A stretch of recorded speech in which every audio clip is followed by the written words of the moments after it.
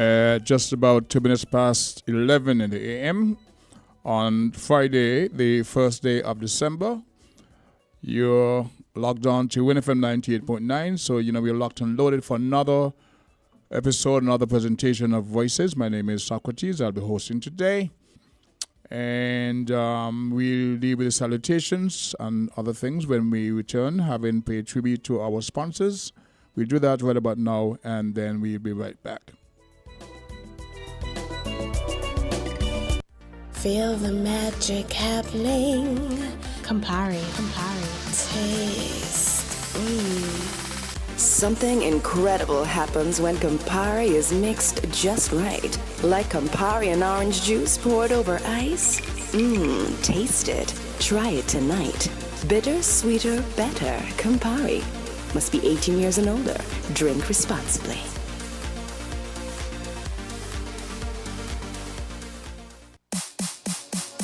If you need protection, you need one who you can trust. To secure your investment, you need one who'll do you just. TDC Insurance, you're the one that you can trust. TDC Insurance, you're always safe with us. TDC Insurance is your go-to insurance company for all your insurance needs. We take pride in offering you the best solutions and ensuring our customers are fully satisfied. TDC Insurance, we take good care of you, guaranteeing you peace of mind. You're always safe with us.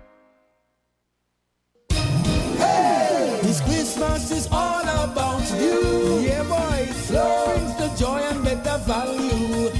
Together, imagine all we could do. Prizes and offers inspired by you. This holiday season, get 2 Samsung A04Es for only $299 EC when you sign up for a family postpaid plan. Enjoy up to 60 gigabytes of data, unlimited WhatsApp and YouTube. This Christmas is all about you. Telling you, boy, Flow brings the joy and better value. Flow, connecting hearts and homes this Christmas. Visit discoverflow.co. Conditions apply.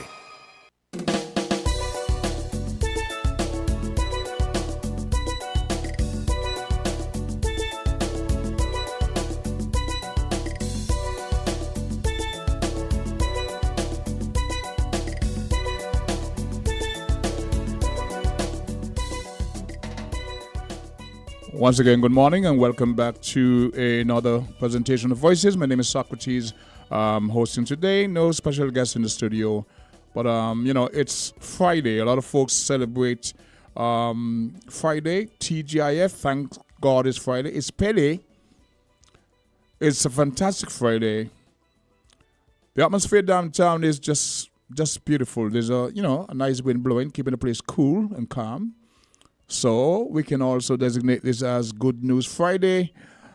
I'd like to get some calls from the public to tell me what's happening in St. Kitts, all the good news, all the positive. Because oftentimes we are bogged down with all the negative, the political yin and yang and stuff like that. We want to keep it nice and smooth and positive if we can. So we'd like our callers to think positively and see how we can big up our federation. Let us know what's happening out there. Encourage each other to stay on a positive track. There'll be, a little conversation about what's happening around the region, example, between Venezuela and Guyana, just for the purpose of conversation, but we would like to keep it positive. In sending out salutations, among the persons I'd like to big up, so to speak, is Jamster. You may not know this, but even when he's not here, he makes his contribution via text and WhatsApp, so I really appreciate that. So I want to start off by saying good morning to Brother Derek Freights, Mr. Valentine Monish and family, Alfonso Bridgewater. They are here, and SKN, we go across to Anguilla, to Amber. She's over there, also makes a contribution. Chris Collins up there in the UK. Chris, today's Friday is a day when I go and collect my roti. I did put out a request for anyone traveling to the UK. Let me know. I'll buy some roti for you, freeze them, and send you, because this is real roti. It's not roti cousin. Okay? So when I leave here on Friday, I go to the circus, and the ladies normally there waiting with Socrates roti, just to let you know, okay? From Antigua, we say good morning to Petra Williams. She's actually in New York at the moment. Sent me some pictures of her freezing in her winter gear. Lovely soul. And we have Jennifer Richards over there in Atlanta. I call it Hot Atlanta, not at the moment. Miss Rosemary Donald up there in New York. Catherine Fabier in Canada. And to all the other friends of our federation around the world, and especially to our nationals throughout the SKN diaspora, good morning, good evening, good afternoon, wherever you are in the various time zones. I have a question to put up there, though, while we wait the callers. And by the way, the numbers to call are 466-0989, 662-0989, and 762 that gets you in on the conversation of today's presentation of Voices. What is it about mankind, and this insatiable appetite to covet and want to take other people's lands, in the process displacing, slaughtering, committing genocide just to take other people's property? We have the evidence of what happened here in St. Kitts between 1625 and 1627. After the Europeans would have landed based on the history books that we read, we're told that the English got here in 1623. The French got here in 1625. They had met the Kalinagos, whom they called the Carib Indians, who was very welcoming to them. In a short space of time, the locals found that the Europeans were encroaching on the land, taking away the lands for tobacco cultivation, etc. Naturally, they objected, and if you want to put it delicately, they succumbed to superior forces. At bloody point, thousands were slaughtered, and they acquired the land. They took the land. They didn't have to go, they just took the land.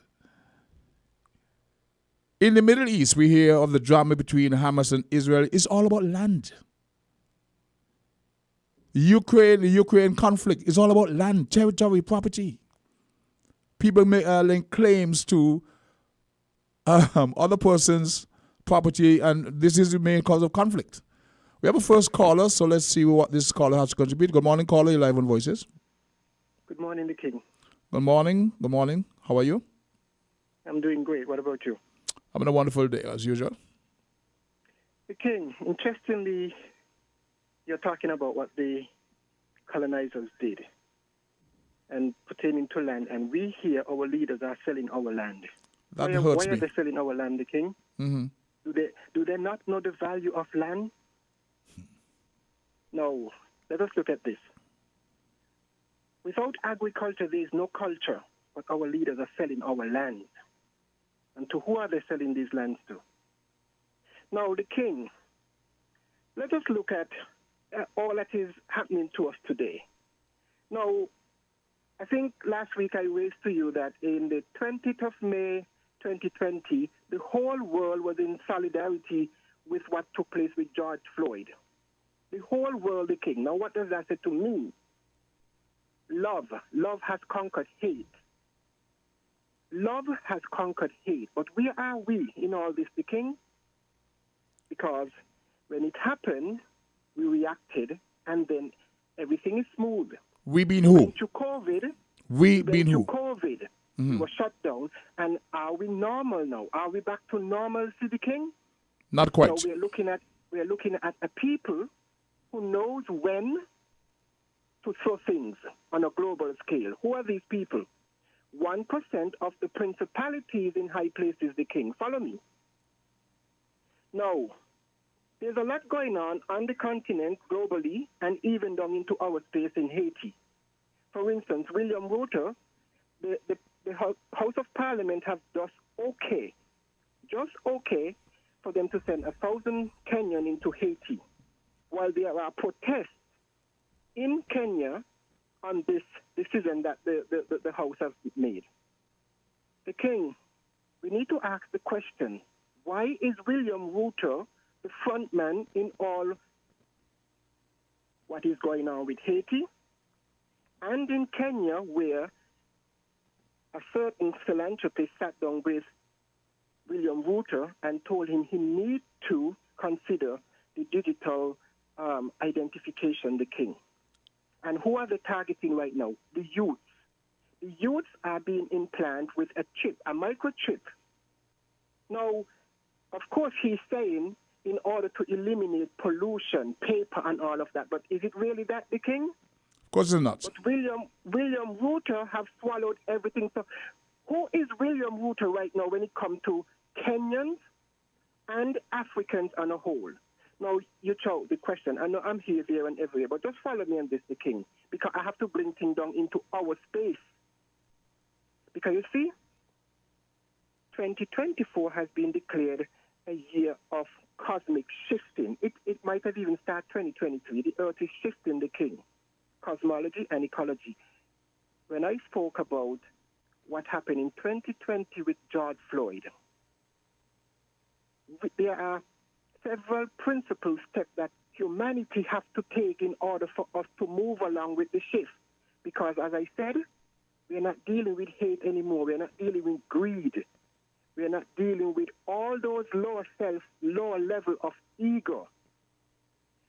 In order to move with this shift in the king, and it might sound strange to you, but all you have to do is to pause and look or even research the king. The earth is shifting. We are having heat wave. Last year was hot. Summer this year was hot. And in other places, there are volcanic eruption, there are flooding taking place. What is happening, the king?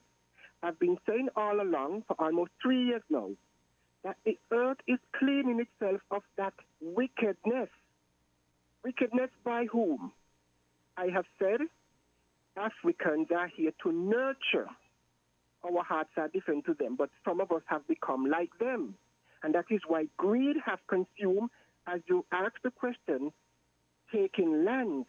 They're not just taking lands. There's some of us in our space have taken properties that belongs to others. So you see, greed.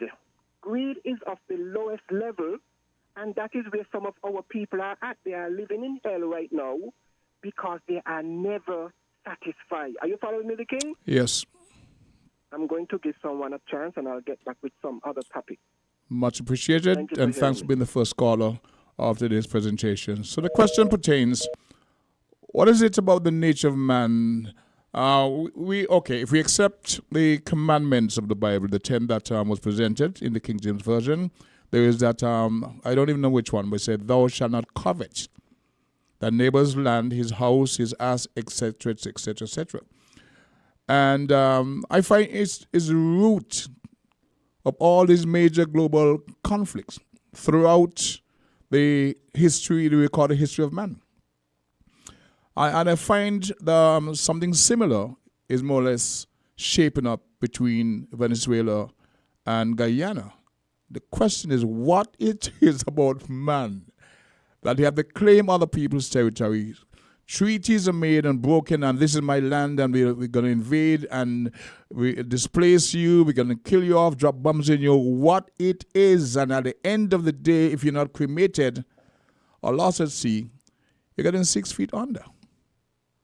What empowers us to believe that we, whether as a nation, as a people, that we can encroach and take other person's land? We know the Great America is founded on the genocide of a people and stealing of their lands. The invasion in Africa was to go and take what was not yours.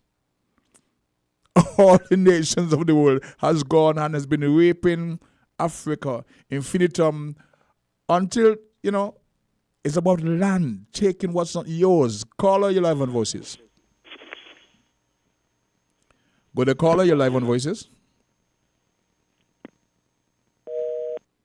Okay, we may have lost that caller. Hopefully you can get back in on the program. So, yeah, it kind of gets to me at time.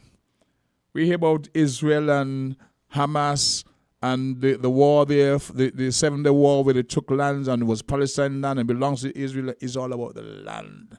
Willed to a certain people, but just around the globe. In Ukraine, in Bosnia some years ago, the same thing about land. Same mentality we find in Africa. Good day, caller, live on Voices. Good morning. Good morning. Welcome to the program. Yeah, man, blessed. Greetings and love, King. Definitely. Welcome. Yeah, man, just trying to join your conversation, you know? Please. I mean, reasonment, you know what I mean? Mm-hmm. Conversation, you know, just reasonment, see? We have the can, you know? Yep. Yeah, we're going on with man, you know? Yes. You see, how I would say, this is how I see it, like, we're going on with man, you know, the self, see? Because in the first place, the earth is the large and the fullness thereof. Definitely. Nobody can own the earth. That's the reality. You know what I mean? So no matter how you buy the land, you can't own it. You know what I mean?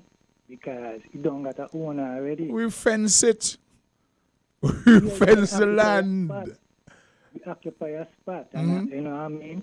Yes. Because God created the earth for each and every man to live. Because remember, we are earth creatures, you know. We are not sea creatures, you see? We are creatures for the sea and we are creatures for the land. You know what I mean? Valid point, yes. Because of the system what is created and established short. You ever hear about the papal bull of 1455? 1450, yes. Was that the Pope Paul's, what's his name, the sixth? No, not Pope Paul. No, it wasn't Paul. But I am Pope, right? Yes. But he was ordered to check up all the lands of the earth to come for Europe, with the European nation, to go and deprive everybody of the land, you know what I mean? And I guess who do in the name of their religion, of course, and if you don't accept that, you understand? Slaughter you? So sometimes that these kind of ideas start to go to the earth that you can own the land, you can't own the earth, you know what I mean? And that would have been in the name of religion. Well, in the name of the Roman. It came from the Catholic Church. So in the name of religion, you're authorized to go and slaughter people and take the land. Yeah, because I remember, you know, the Pope is a priest and a king, you know. Because even though he's a priest, he's also a man with politics. Mm-hmm. You know what I mean? So he occupies both of them office there. You know? So that system here what we got ruling over us today, we know nothing about it, you know. It's a serious system we live in under, which we will call the Babylon system or mystery Babylon system, right? It's a serious system, and all they do is set up to deprive people of the things and enslave people. Yep. You know what I mean? We talk about the Caribs, them all living on here, right? It's them same people kill out the Caribs and they take the land. Of course. You know what I mean? To establish this system, you know what I mean, where we see going on today. So if you understand the history of how the system here will govern people today was set up. And in long ago he done, you know. You know what I mean? Because today is 1455. That decree come out of the Vatican, you know what I mean? Of the Rome to go and take land from the people around the world. So there was an ancient world existing before that time there. And they disrupt the world there. And change up everything. So a lot of the history what they give us is just history for real. So make up something they give us. Right? Building empires. Huh? They're building the empires by spreading out and conquering and planting flags for king and queen and country. And just slaughtering the indigenous people. Yes, sir. So we have all worlds, you see. So what you see going on in Israel today is just a part of the same thing there. Quite so. The lie and the deceitfulness, see? Quite so. So wake up. So I not tell me stop your people wake up, you know what I mean? You just continue to sleep, you know? All right. Big thanks for now, Rasta. Thanks for the reasoning. Yeah, man, bless. Okay, it's still Good News Friday, but it's something just needs to be ventilated. The first caller raised a point where he reminded me of this very important issue about the land, ownership for the people of the land. Let's go back to the phone lines. Good day, caller. You're live on Voices. Good morning. Good morning. Sister Henry, bless your heart. Welcome to the program. And you're giving God thanks. That's what we start. Good news that you made it to December. December 1st. We're December 1st. Mm-hmm. I suppose to some of us it don't mean anything. It means a lot. It should. Yeah, You're 'cause here for another day. You asked for good news and then regarding to all the other news. Maybe that's my fault. Of course, I say, here, look at that. Well, that's my You're fault. inviting it. Yes. But anyway, give us your good news. Well, the good news that God is still on the throne, He's still control. Mm-hmm. Neither the sun nor the moon. As you said, the earth is the Lord and the fullness. Thereof. And everything inside of it, all the people in it belong to Him. But He gave us free will. We're not slaves to God, We either choose Him or we choose what we want. And then we turn around and blame God. Now the Bible says, where there is no law, there is no sin. Now, so go back to the 10 Commandments. Mm-hmm. Before the European and before everybody else. They were in existence. The same covetousness. Tribe, take over tribe one more tribe land to build up the empire. This goes way before 14 whatever. Of course it does. Even the one with the Caribbean, the Arawak story. Wherever you have people settled close to each other, in order to expand your plantation or whatever. Go way back. So people, is it a man say you got more cattle than him, right? Mm-hmm. And he want his herd begin to increase. He want any more land? You want more land, and if we're making it sound like that is why I am glad for the Bible, because it's written for our example. To give us instructions. People want what other people got. Now, for example, you got your vehicles. Somebody got said, how you could get to? You understand what I mean? Mm-hmm. Then I said, how can I get one, Valid point. Yeah, how we get to? And I ain't got none. Covet is to desire, to have an innate desire for what is not yours. That was a question. Covet is not admiration, No, it's envy. It is born out of an evil desire. So don't say your cattle, your sheep, neither your servant, nor you know. Yeah. So these things ain't just started by nobody. That is how people spread from one country to another. All in the Bible, they fight for land. All through Africa. We think Africa has so much Arabs. The invasion, the encroachment for land. Yeah. To expand the empires. It's just that. Because so you will be that mind, for example, right now America fighting for empire, right? Mm-hmm. Well, that's how the Roman Empire was built. Before that, the Persian, if you read in the book of Daniel, Persian, that is how they do. They go out to conquer. Mm-hmm. And the Bible said in the one with David, it said, at the time of the year when the kings went out to war, they went to fight for land. Everybody wanted to extend even the Jerusalem story. David fought until he reached to Jerusalem and conquer the place. So because we don't know the word of God, or we make light of it, we think things just happen. What you got, thou shalt not kill. Because people would even kill you to get what you got. And thou shalt not covet.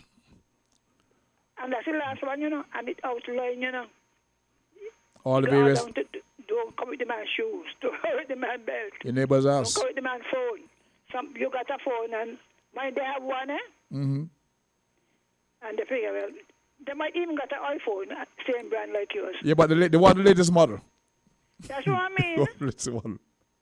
They see you pull it out, and next thing you go on to do hard work to pay for it. Mm-hmm. They break yours and take it out. Mm-hmm. So it's the evil desire in man. So is it inherent in our nature to be that way? Yeah, but some of us don't want to admit that there is demonic forces at work. Wherever there's good, there's evil. You can't have good and that is why I challenged Johnny on Wednesday when he said that we didn't know rape, we didn't know hate. Come on. Well, he fantasizing. He's my good friend, but We are criticize deep him down, we're because- all the same. Culturally, we have different norms, etc., but man black basically is the people were same. no less, but black people were no less intelligent. Of course not. When you read the man Musa, what his name? Mansa Musa. How he built the empire? He was not. There were a number of empires in Africa, and all of them started by acquiring the next tribe thing. It's a matter of expansion. America guarding the expansion. Russia, the same story. The more we read the Word of God and try to understand it, it doesn't become complex. And as for the weather, the Bible says the earth shall dissolve with a fervent heat. It's in there, Yeah, I have a a contribution sent to me by a friend. I want to read it and have you respond to it. And he says, the question you're asking, this is a major part of the problem, as indicated in the Bible, 1 John 2, 1 John 2:16 and 17. For all that is in the world, the lust of the flesh, the lust of the eyes, and the pride of life is not of the Father, Not of God, right. but it is of the world. And the world passeth away, and the lust thereof. But he that doeth the will of God abideth forever. Yeah, and that is it, is when you begin to think about God and you desire, even if you feel like you want it, you change your mind. But some people... Your value system change. Yeah, so a lot of us, what is going on in the world? Now, even in the Palestine story, if both of them say they're going to wipe out each other, who can survive? Who is going to survive? That conflict has been going on forever. Forever. Some people think, we can put them there. They actually were there before. Mm-hmm. They all were living together, right? Now you spread out, right? Wherever they were, they spread out. So now the Jews are placed to take up somebody's space. Now there should have been some agreement, discussion before you just put them there. You understand? Because contrary to some people that they were now, all the Jews did not leave the land. But here's what. Kissinger just passed. I think he died yesterday, Henry Kissinger. Oh, yes, 100. Right? And if you know the history of that man, he was quite a monster. Right? The 1974 oil embargo was triggered by the fact that the Americans were arming the Israelites against the Arabs. The Arabs say, is that so? We are going to put an embargo on our oil. I'll put a blockade on oil to the Western world. And that caused the world economy to change. Pardon? Yeah, but before that, go before that. No, I'm naming 1975, that conflict, where the Americans were arming the Jews against the Arabs. The Arabs said, we have the oil and you're arming our enemies. So they put an embargo that just disrupted the world economies. But what do you expect? The same thing we're talking about building empires. Mm-hmm. Because the truth is, the Arabs supplant a lot of people, We tend to overlook what they do. How they get where they are? I'm not sure. You go, find out. Go even in Africa. First they went to Egypt, then Nubia land, and they spread out and conquer and spread out the empire. That is why they reach so far, and their aim is to conquer the whole world. That is their stated ambition. The more land you have, the more control you have. Well, the Chinese have a different approach in terms of conquering the world. The Chinese, economically, they have a different approach. A different method. A different method for the world dominance because they're encroaching in all the islands around the region. You find them popping up here and there and there and there. It's like a chessboard. That goes to thou shalt not covet. It's a chessboard. Anyway, so much for Good News Friday. And, so the good news is y'all read that Bible, check it out. You'll have less frustration. Mm-hmm. Less frustration. Because, as you say, they come and they go. Daniel said, you see, the start with head of gold come down to the clay. Yes, All empire, Britain used to rule. Britain will never, ever be slave. No, America directing Britain. Read the Bible. All right, Sister Henry. All right then. At this point, we do have to pause for a few kind words from our sponsors. It's like 11:32, and so that time is due. We'll be right back after this commercial break. Let TDC Financial Services help you go for your goals. Whether you're thinking of taking that grand vacation, down payment on a house, higher education, TDC Financial Services has various plans that will allow you to go for your goals. Choose from the Accumulator Plus, Investment Starter Plan, and Fixed Deposit. Ready to go for your goals? Visit us at TDC Financial Services, where money is made easy.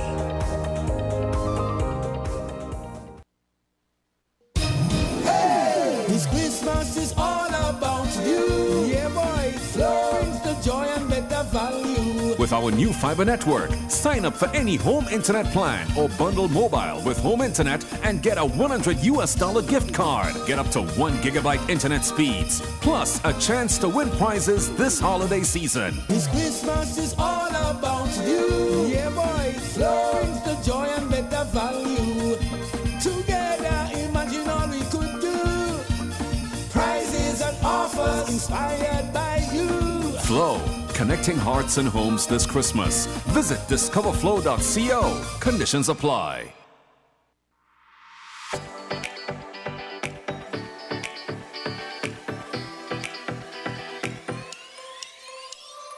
Rams the good food people, always there to serve you. Rams the good food people, locations right near you. Rams the good food people, in-store specials for you. Rams the good food people. Rams. When you need better service, Rams is always here.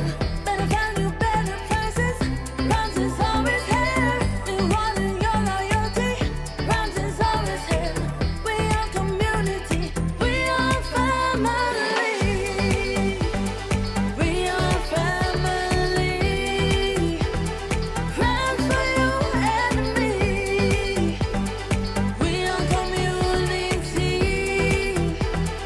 Rams for you and me.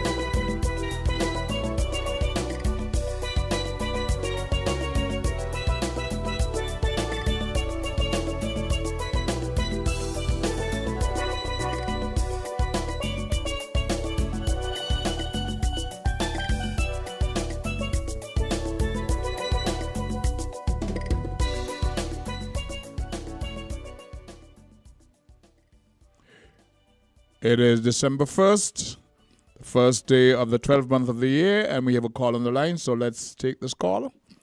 Good day, caller. You're live on Voices. Hi, good morning, the King. Good morning, sir. How about thou? I'm giving thanks for life. And yourself? Most beautifully, the same thing.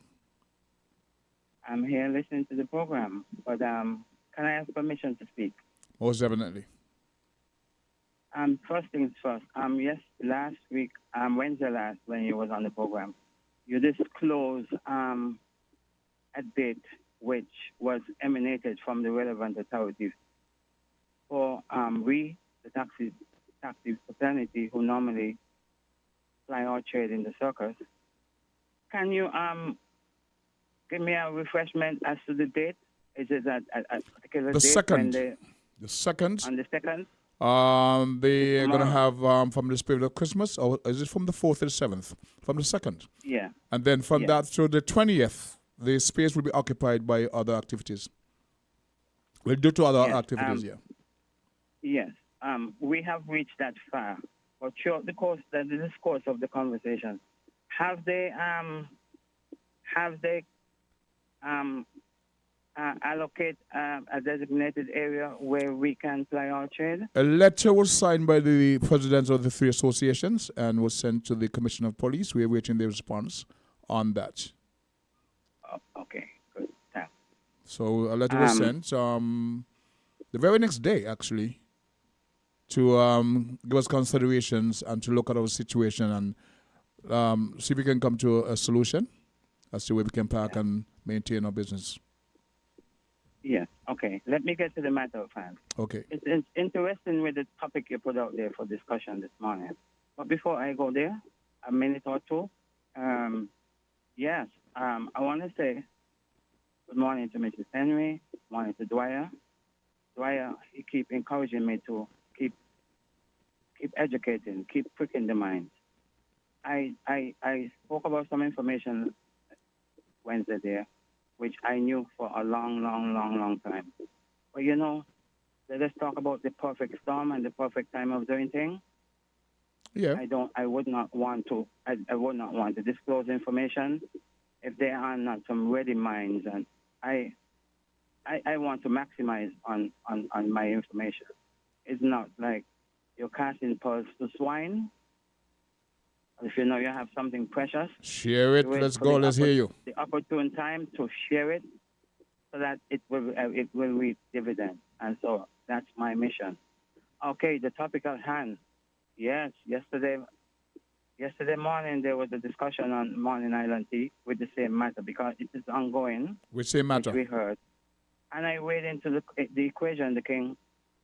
There was a program on Voices. You did not host it. I think Jamster hosted it, where this guy, John, was making the point that we have inherited these lands, but it's the Kalinago people. And I put out something hypothetical, whereas Cicero would think it's become a part of the geopolitics or the economic spheres, as like Guyana is now because of the oil exploration, where Sinkits will be wanting, where Sinkits would be like lost after a part in the world where it is worth fighting over, because we see what's happening now. And I compare it to some... Hello? The whole of Nova Scotia was traded for St. Kitts. Yes, 1782, 1783. The whole of Nova Scotia was traded for St. Kitts. Thank you. We matter globally. So see the relevance, but now the King. What we are weighing into the equation with the incidents with Guyana and Venezuela. At that time, there was only the British Crown.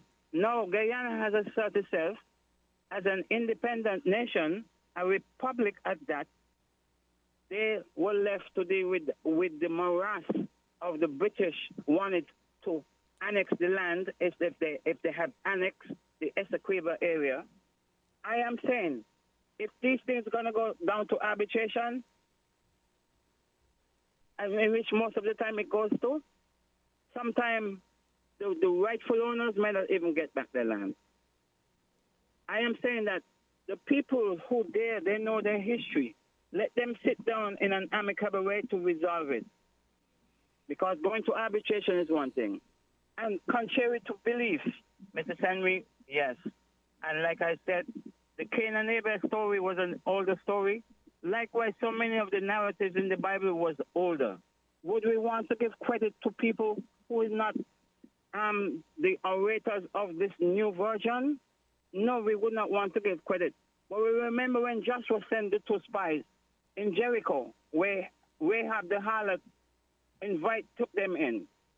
Obviously, who gave those people the rights to take over Jericho? You will say that God gave them the land and you're going to move people, but you are displacing people. Yep. When David came up into what it was called Yebuzaland, it wasn't no J, it was Yebu, the land of the Jebusites. Go into Nigeria and ask the Ijebu people where they originate from. They're going to tell you that they originate from that space there. Those people were displaced, and as with all conquest, when the conquest comes from the north, people flee into Africa, into Egypt, and deeper into the continent of Africa. So it is ironic when we're talking about all the Jews was slaves in Egypt, and 200 years after, they forgot that they asked these people for bread, and now they're going back to them for rescue. I don't buy that. I don't buy that narrative. Because you will see that the pharaohs was always kind and to rescue. I mean, those states was considered to be vassal states of a bigger empire. And yes, conquest takes place. Conquest always took place where people will expand and conquer other lesser people who don't have the wherewithal to defend their boundaries and their borders. So it is an issue that is coming right on our doorstep today. And I'm asking, if the Kalinago people come here like they came on the Igli, and if they say, well, these lands are ours, let us have a discussion with the government. How are we going to take back our land? Because it is said every fig got to find its fig tree. Every fig, if the prophecy is supposed to be fulfilled, it's the way it's supposed to be fulfilled. Every fig has got to find its fig tree. Okay, got you. In terms of the question, are you still there? Yeah. You're going to listen offline? Yeah, I'm here. In terms of the question of the ownership of the land, right? In our very recent history, we learned that those lands were acquired by the government under the director of the former premier, the Honorable Robert Bradshaw. And he deposited a certain sum of money in the banks for them. Of course, they refused. Eventually, those lands were paid for by the Dr. Simmons. So in terms of claiming ownership, we'll have to go back to the original owners. There have been lots of arbitration, so it creates a problem. Who owned it originally, who is now recognized as the current owner, two different things. But the king, this is a conversation we don't want to have.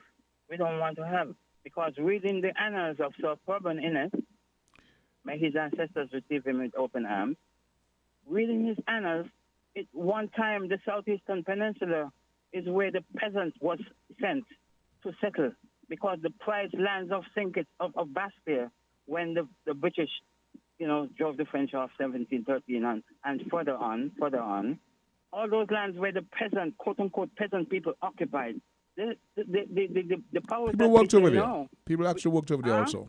People actually worked over there in the salt mines, so to speak. Yes, but what I'm saying, according to Probon in his book, is telling you that those people was displaced and sent over to undeveloped land, saltpeter land, so to speak, and allow Bastille to thrive and allow other people to buy lands in Bastille because Bastille was a prized area. Now, the southeastern peninsula have a lot more worth, has a lot of worth or equal worth as Bastille. But I would say a higher value land over there. They don't own those lands either. Those lands ended up in the wrong people's hand today. You cannot say their grandchildren and their children has the land now. A different set of people have the lands over there. Quite so. Yeah. So this is a part of the conversation we don't want to have. And it's going to come home. It's going to come home. The wider reparation, it has to come home. It has to come home. Should we then be more mindful when we look at the CBI program as to how much land we sell, where we sell them? Because there was a time where the local farmers could not raise the animals in certain areas because all the lands are owned by the plantocracy. So the small farmer who wants to be able to raise his goat herd, sheep herd, or cattle herd, etc., he must be given access to land. Remember Reggae Walks? Do you remember? Do you recall? Do you remember? Right now we cannot get any answer from the CBI. Let me ask the question. Yes, we cannot get an answer. Let me ask you this question. Do you remember Reggae Walks? Yes, he passed the other day. He passed. May his ancestors receiving him. Okay. Where was it that he heard his animals, his cattle? Right in the southeast area. And because of they thought at that time overgrazing was something that they realized that wasn't overgrazing. They moved him out. Yes, it was about overgrazing. They're rational for put him in an area where he could not develop his crop, and he faded. One example. Right. Because of one other, if they sell to other persons, they move him out. There was an overgrazing. At this moment, the king, the proprietor, the owners of the Christoph Harbour development. At this moment, there was they approached the former administration, and initially they had too much land. They were given too much land in the first place, in my own opinion. They were funded by your own government. And the former administration said, look, let us sit down. Let us acquire back some of the land. If you need a bailout, something has to give. Let us acquire back some of the land on the south side, not on the north side. And they did not agree to that deal. I am asking now, what is the deal? Because I am hearing that there was granted another bailout. They got a bailout. They came in, got money from this government, got a bailout recently. You understand that? Have this present administration forfeit what the former administration did to say, well, all right, it doesn't matter. You can. They bailed them out. We're going to bail you out. But here's what. The same body Yerby or Derby is on records as saying he didn't want any lorries driving through the southeastern peninsula when they were discussing building a bridge to connect Sinkers and Nevis. Imagine he come to this country, right? Got our money to develop that property, right? Faltered, he got a bailout, but he was bold enough to say that when we're discussing building a bridge to connect Sinkers and Nevis, he didn't want any lorry driving to that area. Anyway, I do have the next call, or we have to pause for... I know, yes. One last thing. Thanks for the Public Works Department. They're doing a good job. They're cleaning up the southeast area. Even in the area, they're going to go beyond and clean up where that company was responsible for maintaining their area. Okay. They did not. All right. Thank you for that. All right. Much appreciated. We having a caller standing by? Okay, let's go to the next commercial break, and then we'll be right back. Magnum, my brand. Everybody put your Magnum in the air now. From you a drink Magnum, make me see. Take charge of things now your place now. From the river to the beach to the street. Hot Magnum when me have in a me hand there. He are a sipper, she tell me sweet. Look for me watch for your quick time check. Yeah. Right now a Magnum for your beat. Enjoy yourself every day of the week with a Magnum. My life I forget sweeter. Must be 18 years and older to drink. Drink responsibly.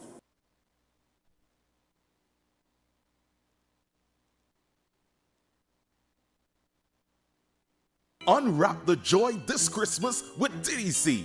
Dive into our all-in-one Christmas package. Purchase a 2024 model from DDC Automotive and seize an auto loan at just 4.75% from DDC Financial Services. No deposit, no repayments for the first 3 months, and up to 8.5 years to repay. Because your dream car deserves a dream deal. And that's not all. Drive worry-free with DDC Insurance. Enjoy up to 60% no-claim discount. Make your holidays unforgettable with TDC, where every drive is a celebration. Hurry, visit TDC today and let us make your Christmas extraordinary. Terms and conditions apply. TDC, your road to a festive ride. Yes, this is 50. Hey! This Christmas is all about you. Yeah, boy. Flow brings the joy and better value. Together, imagine all we could do. Prizes and offers inspired by you. This holiday season, get 2 Samsung A04Es for only $299 EC when you sign up for a family postpaid plan. Enjoy up to 60 gigabytes of data, unlimited WhatsApp and YouTube. This Christmas is all about you. Telling you, boy, Flow brings the joy and better value. Flow, connecting hearts and homes this Christmas. Visit discoverflow.co. Conditions apply.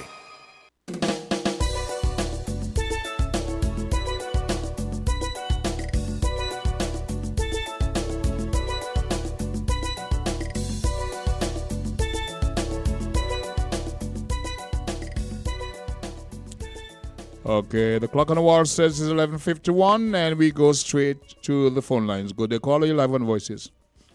Oh, yes, it is. I'm enjoying the history lesson. The only thing is now, truth be told, the Amerindians did not own St. Kitts. Let's They hear that. came, you know the history? They came from South America. South That's America. where they originate from, eh? Yes. So they were also settlers. Mm-hmm. And according to, you know, the Arawak and the Carib story. That's what we were told. One more piece like one was But we like. do know that they came up from South America, isn't that so? That is correct.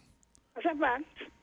Yes, I say yes. I agree with you. Yes, so how can they come and claim St. Kitts, especially now? They could claim it when they were fighting for it. But you got to face it back. So Africa asked the question, can they come now? Not again. They can't. They have to go first. They can't even help Venezuela because Venezuela, as I said, the Spanish and they call them the Creola. They are the ones who took over Venezuela, you know. All in South America, a lot of Latin America. They white up the country, and they are the ones who became the rulers. And they left the people they met there behind. I went down to Chile. What's the matter so many? Everybody look like Caribs, if you want to call them so. Yeah. We were spectacle. We were all kind of shades of black, mixed. And whenever we walk on the road, everybody, the train want to touch you. We on the subway and the train. When was this? I went to, I think in 1992, I went to Chile. Mm-hmm. The only black person I saw first was Lloyd Lazar. I recall coming from the airport. He was on the escalator. He was coming down when I was going up. And then one day we went to the park. But you know, the Spanish culture. Football. Lunchtime is Or hour siesta. and a half, right? Siesta. Yes, The Mediterranean. hour and a half they did for lunch. And then they go to the park. There was a park nearby to the university we went to, where the people were, some drawing and some on the grass, you know what I mean? You know, they all hugging and kissing. And we saw 3 black people. You understand? Mm-hmm. It was, to us, it was a pleasant sight. But all they were asking, you from Brazil? Mm-hmm. Okay. As far as I'm concerned, all black people from Brazil. You know, so down these days. So the thing about Maduro them got to remember, they first have to go and give the indigenous people the white push here. Because some of them still live out in far, because Venezuela big, you know. Venezuela is not a small little place. Mm-hmm. And some of them still live in out by along the river bank and whatnot. Okay. You know, so when they come, they got to, because what happened to the Arawaks? They became extinct. Who do we have in Dominica? Those are the Caribou. The Kalinagos. They call them. Yeah. Uh-huh. They followed each other down the islands. You A know, so contingent of them came, was it 2008 that they came back here by canoes? Yes, I went down to the pier to see them and everything. I was so excited. And they had a cleansing ceremony at the same site. Yeah, the man said we didn't eat anybody. He was saying they weren't cannibals. We're not cannibals. And I deal with this daily on my toes. I have to dispel that myth. Was all an excuse to wipe up the people and take the land. They objected for the land was being taken from them for tobacco cultivation. You know, and the English and French got together because that was a mandate to just take the land from the people. And they slaughtered them. I don't even think it was a mandate. It was just the human The thing. mindset. They wanted to take the land to expand the thing. The same thing in America. Right. The It's a Europeans mindset took everywhere they went. In Because Dominica, in Guadeloupe, everywhere they went. What happened? All they were seeing is all this expanse of land. And the being potential for gold. Being underutilized. The potential for gold is not theirs, whether they underutilized or not. It's not theirs. But the potential for growth, that I don't think. Well, they went Gold. It wasn't growth. Yeah, but they also wanted to have plantations. As my man said, no agriculture, no survival. I understand that too. Yes, until Columbus discovered sugar in Tahiti, tobacco and those crops were the main crops. Because those were the first ones attempted here. Market for them. Let me ask a question. Do we still have indigo? Indigo wood they talk about? I don't know if it's still here. I really don't know. What do it look like? Because I read they were trading in it. It was like a dye. It was dark reddish, etc. That substance. And it was a demand on the global markets. Tobacco was, etc. So I wondered if any of those trees survived. Well, look at the fact that we were told that the Kalinagos were hunters. What did they hunt? What did they hunt? Because the monkeys came in 1625 with the French. The mongoose brought the British brought the mongoose to address what the snake population. Who brought the pigs? They brought them as food. And they brought the British. Even what's his face there? John Newton speak about the cattle. They brought them as food. They who? The British. Brought them from where? No, you know, I mean... When they were going on the voyage, they would take certain amounts of meat, some live and some corned. John Newton spoke about shipping 75 barrels of hoghead back to the UK from here. From Pump Bay and Sandy Point. 75 barrels of hogshead from here in St. Kitts. The carriers could not brought some of the animals too. They could have. Yeah, you have a point. I think sometimes we over thing. Okay, I see the point you're making, but if they were hunters, we're asking what did they hunt? So were those here before? Well, they were Good hunting question. something. Because they're anyway, Guti. all I am saying, Africa relax. They cannot come. When they come, they got to tell us who gave them the land. Because until they came, the land was empty, so they settled it. Or the other tribe was here. Because they followed each other down to South America. Okay, tell me now. Where they came from. Tell me quickly, how come Nivisians have more land than Kittitian? Explain that to me. I know, but tell me. The answer is easy. The plantations failed, and the people sold out their land. So Nevis was a peasantry, saying it was a plantocracy.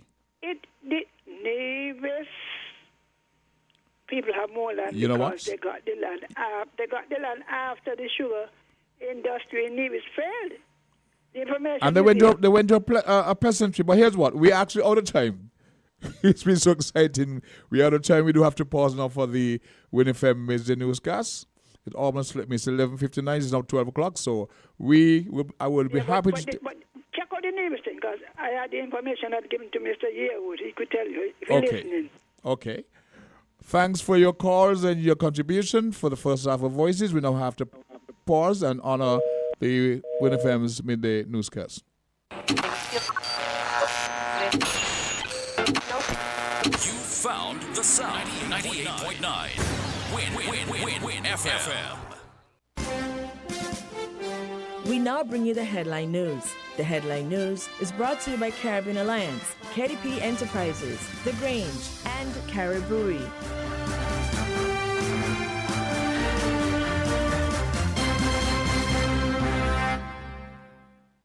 When it comes to the important things in life, your health, your education, your choice of a life partner, and of course your insurance provider, only the best will do. Caribbean Alliance Insurance is the only insurance company in the Eastern Caribbean with an A excellent rating. We have a robust 3-tier reinsurance strategy that protects our policyholders from multiple catastrophes, even if they occur in quick succession. We spread our risks over 18 territories, ensuring minimal impact to individual territories when a disaster strikes. We provide an excellent claims experience. Claim settlement is usually between 24 to 48 hours. Our A excellent rating means that you are more secure with us. Contact us for motor, property, marine, public liability, employer's liability, and other policies. Dalil Walwyn, people you can trust. Local agent for Caribbean Alliance Insurance. Tomorrow secured. Maybe it's the way the brilliant gold liquid reflects our sunshine, or how the bright blue of its label mirrors the clear Caribbean skies overhead. Maybe it's the fresh, crisp taste of this beastly cold beer on a scorching hot day. Maybe it's even the way it brings us all together. But one thing is for sure, Carib is very much a part of who we are wherever we're from in the Caribbean. Carib, it's the way we play. Drink responsibly. Did you know that the Grange Healthcare Facility is the first purpose-built, non-governmental healthcare organization on St. Kitts? It's situated at Otley's, 7 miles east of Basseterre in beautifully landscaped surroundings. The Grange has a team of highly trained professionals and provides care that's rated as being comparable with UK and North American standards. The Grange offers varied accommodations to suit your individual needs, and our all-inclusive packages make the cost of care per hour the most competitive on the island. Services include convalescent care for all ages, daycare facilities for older adults, rehabilitation services, and training and continuing education for healthcare providers. For more information, call 466-5525 or 465-8020. Fax 466-8221 or email thegrangehealth@gmail.com or visit our website at www.grangehealthcarefacility.com. Shipping your cargo shouldn't be a hassle. It can be as easy as a single call to Amerijet International, your worldwide cargo transportation solution. We provide all the services you need to ship your goods anywhere in the world, whether your shipment is fresh, frozen, large or small, alive or hazardous. You can count on Amerijet to deliver it safe and sound. Amerijet International, by land, sea or air, we get it there. For more information, visit us online at www.amerijet.com or call us at KDP Enterprises at 466-9595.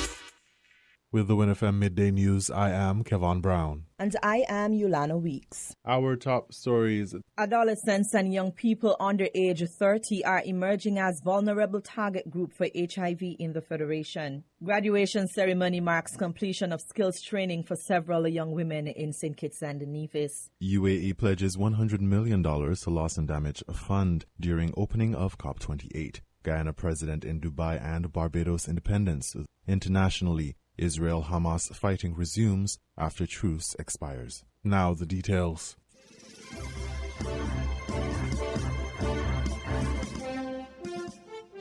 The Prime Minister and Minister of Health, Dr. Terence Drew, said HIV concerns are centered around the youth population in St. Kitts and Nevis. An estimated 40 million persons are living with HIV, PL-HIV worldwide, and 224 persons living with HIV reside in the Federation.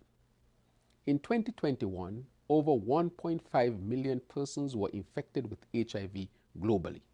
The toll in 2021 was uneven, as people 15 to 24 and young women were disproportionately affected. In the Federation, an average of 17 persons were diagnosed with HIV each year over the past 5 years. In 2023, 12 persons have been newly diagnosed with HIV. So far, with 50% of these cases under 30 years of age. In 2022, 38% of the newly diagnosed cases were under 30 years.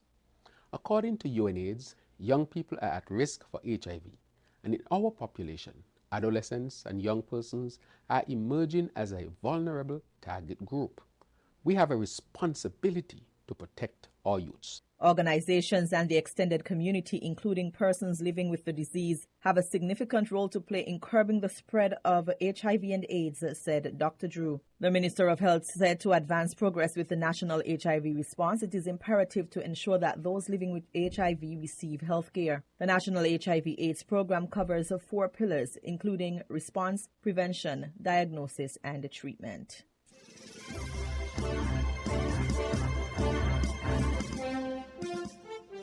The Advanced Vocational Education Center, AVEC, hosted its graduation ceremony on Thursday, November 30, 2023. And there, the Taiwan Technical Mission recognized individuals who participated in the Women Empowerment, Entrepreneurship, and Financial Inclusion Project and the level CVQ training. Michael Lin, ambassador of the Republic of China, Taiwan to the Federation of St. Kitts and Nevis, said the skills training marks a significant milestone for the Federation. Seeing all of you here ready to step into a future with new skills and confidence truly mark a significant milestone for St. Kitts and Nevis. First and foremost, I extend my heartfelt congratulations to each graduate. Your dedication, hard work, and perseverance have paid off. You have successfully completed the courses in the AVEC. You are now the bearer of skills that both nationally accredited and greatly in demand. I must commend the AVEC, the TVET Council, and the Secretariat, and all the trainees, trainers, and the staff members who have worked tirelessly to make the training program a resounding success. Your commitment to vocational education and skill development is commendable and crucial for the growth of St. Kitts and Nevis. I would also like to express my profound gratitude to the government of St. Kitts and Nevis for supporting the Women's Empowerment, Entrepreneurship, and Financial Inclusion Project, WIFI. This cooperation stands as a testament of the power of international partnership in driving positive changes. Also delivering remarks was Deputy Prime Minister and Minister of Education, Dr. Jeffrey Hanley, who lauded the graduates for their continual pursuit of education and self-improvement. I would like to applaud the 11 instructors from AVEC who participated in the Level 4 CVQ training financed by the Taiwanese Technical Mission Center. Instructors were given, yes, go ahead. Instructors were given the opportunity for training, self-improvement, and to be CVQ certified. That's a big deal. Kudos to you for remaining lifelong learners and making the efforts to improve your skill sets. Congratulations to the 11 graduates who form part of the Women Empowerment, Entrepreneurship, and Financial Inclusion Project.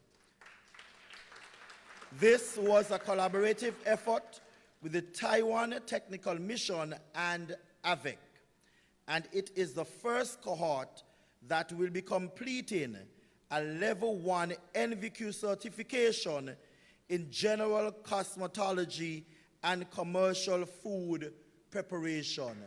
Yet another big deal.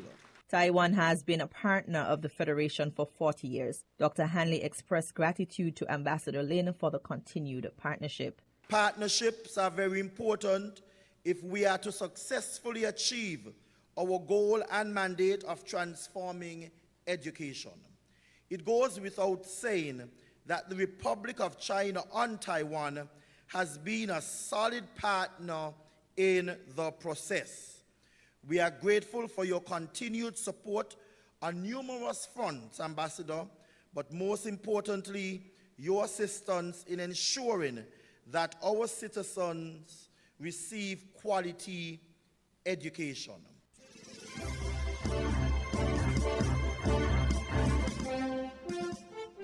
In regional news, UAE pledges $100 million to loss and damage fund during opening of COP28. Guyana President in Dubai and Barbados independence. Those reports from Primetime Caribbean. The world just took a big step towards compensating countries hit by deadly floods, heat, and droughts.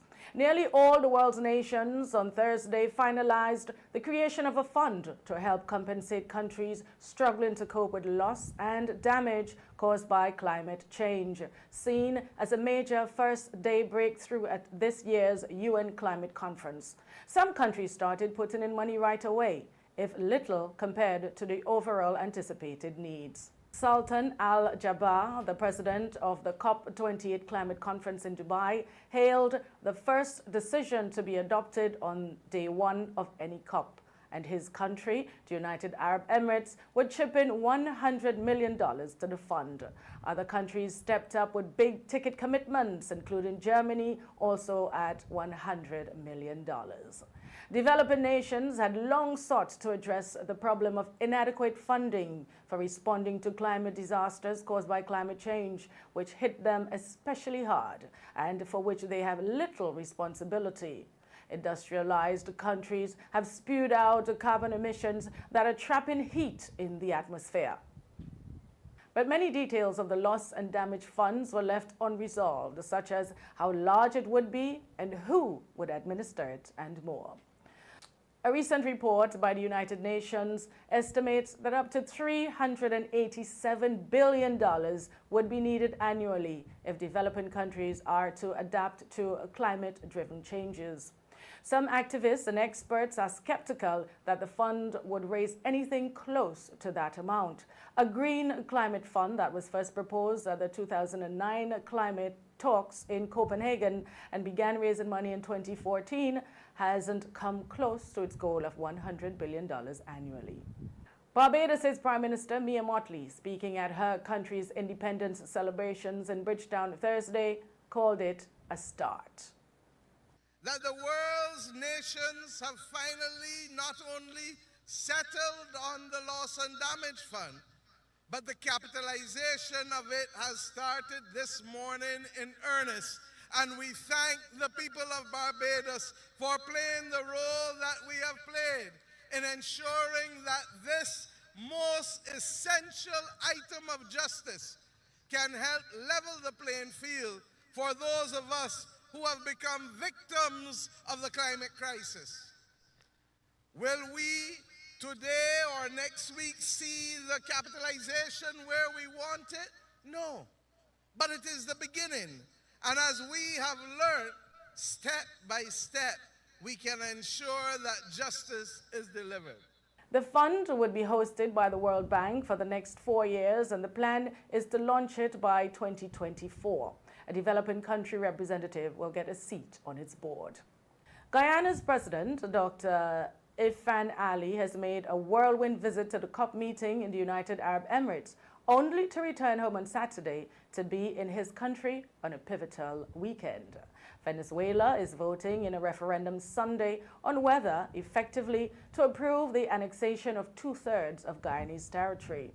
President Ali's office said on Thursday he held bilateral discussions with Sheikh Mohammed bin Zayed Al Nahyan, president of the United Arab Emirates, and discussed enhanced cooperation in various fields. An official version said the meeting discussed the importance of the Conference of States Parties to the United Nations Framework Convention on Climate Change, COP28, in finding solutions to achieve sustainability and advance global climate action.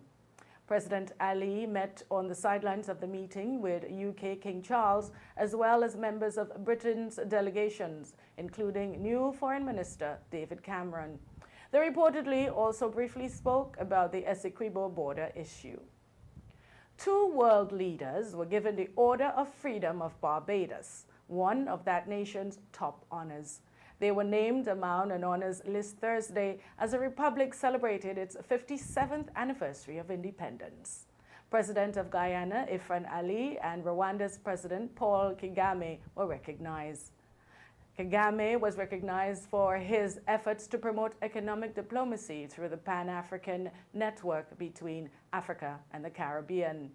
Ali, it was said, was in strong recognition of his strong commitment to enhance cooperation and collaboration, to achieve regional integration, and to foster deeper social and economic partnerships, particularly in relation to food and nutrition, and for the upliftment of the people of Barbados and the region. As you have been hearing, Barbados on Thursday observed its 57th anniversary of independence with the traditional military parade. Barbados' Prime Minister Mia Mottley delivered the feature address at the event. And the journey of execution is not an overnight journey, but over the next 7 years, we will show ourselves and the world that we know what it is to preserve our blue and green, not just our blue, yellow, and black, that we know what it is to ensure that cleanliness is next to godliness, and that we can return to the old practices of taking care in front of us, because many hands do make light work.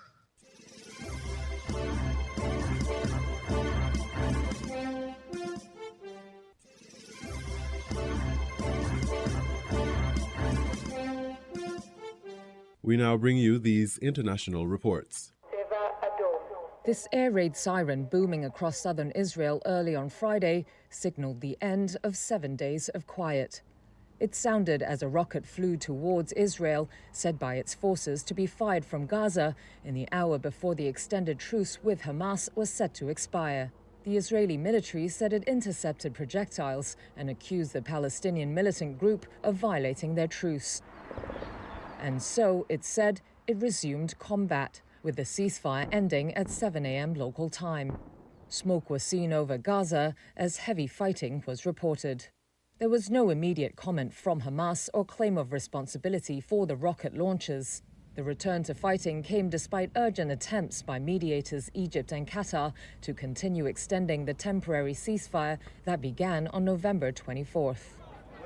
Hamas on Thursday had released 8 more Israeli hostages under a second last-minute extension of the deal, while Israel freed 30 Palestinian prisoners. That brought the totals of those freed during the truce to 105 hostages and 240 prisoners. More humanitarian aid was also brought into the shattered Gazan enclave, though deliveries of food, water, medical supplies and fuel remain far below what's needed, according to aid workers. U.S. Secretary of State Antony Blinken did not comment on the resumption of fighting as he left Israel for Dubai on Friday. He said the day before he told Israel it cannot repeat in South Gaza the massive civilian casualties it inflicted in the north.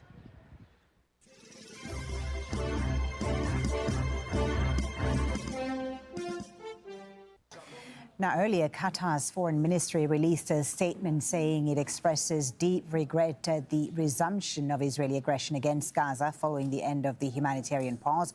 It added that negotiations to restore the ceasefire are still ongoing, but that the bombardment of Gaza is complicating mediation efforts. Let's bring in Hashem Ahelbara, who's following these negotiations very closely for us here in Doha. Hashem, we've heard the Israelis blame Hamas for the resumption of the war. Hamas blaming the Israelis for the collapse of the talks in extending the ceasefire. What are your Qatari sources telling you about what led to the breakdown? Well, basically, the problem yesterday was about the list of the Israeli captives. Hamas said that it provided a list yesterday of the Israeli family that was killed. The Bibas family. The Bibas family, along with the father, 4 + 6, to be released in exchange for 30 Palestinians. And that this was rejected by Israel. And that there was another option, which was basically a list of elderly Israelis to be exchanged for a list of elderly Palestinians. And then they were trying to look into different options, such as the release of female Israeli soldiers in exchange for Israeli Palestinians. But that would be a totally different issue, isn't it? I mean, because it would seem that Hamas would want to renegotiate the terms of the agreement if they were to get to the soldiers. They wanted to make some concession when it comes to the female soldiers. The male Israeli soldier is going to be different.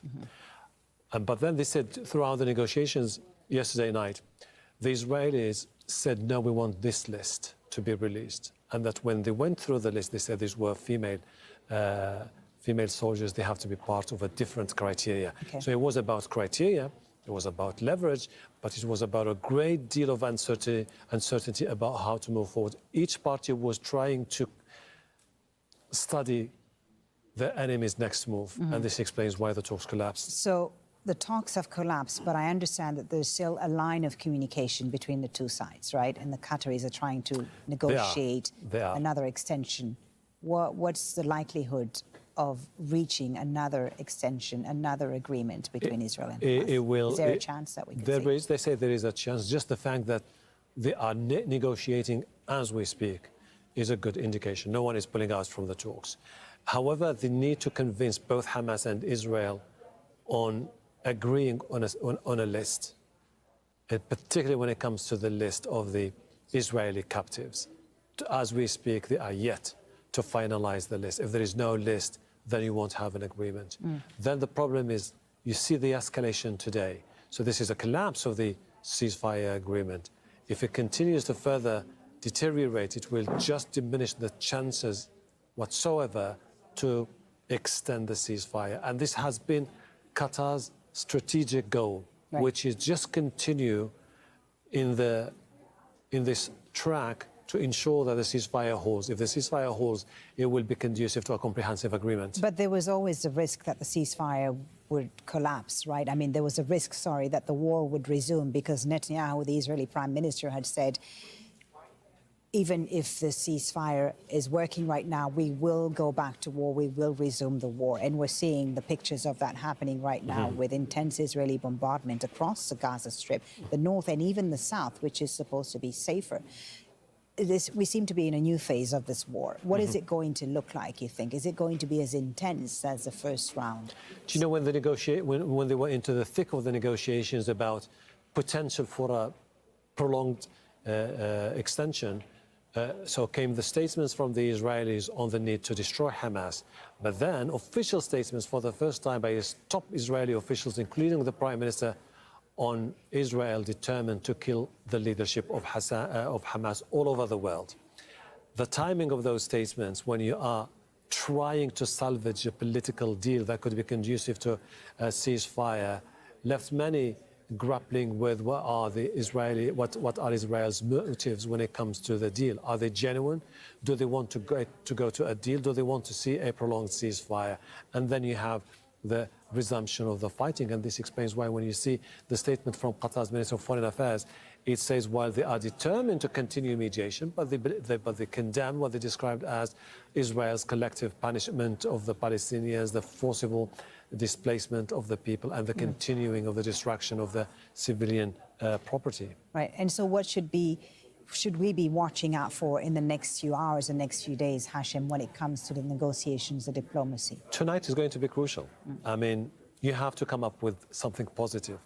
You cannot afford to have a second day of fighting, because there might be a tipping point where suddenly you won't have any control of this whole situation. And this is something that Qataris understand. There's been a momentum they've been building, and they were hoping to capitalize on that momentum to convince the Americans in particular to put more pressure on Israel for this ceasefire to hold. If it continues, and if the escalation continues for another day, it's going to be extremely difficult to return back to square one.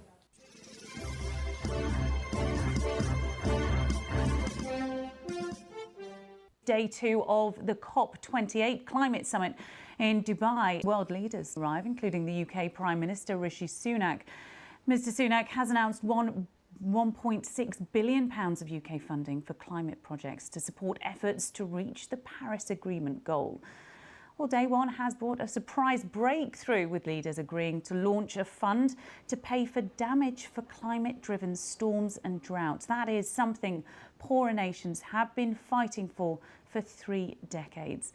Well, my colleague Carl Nassman is in Dubai for us. And Carl, just talk us through what is due to happen today.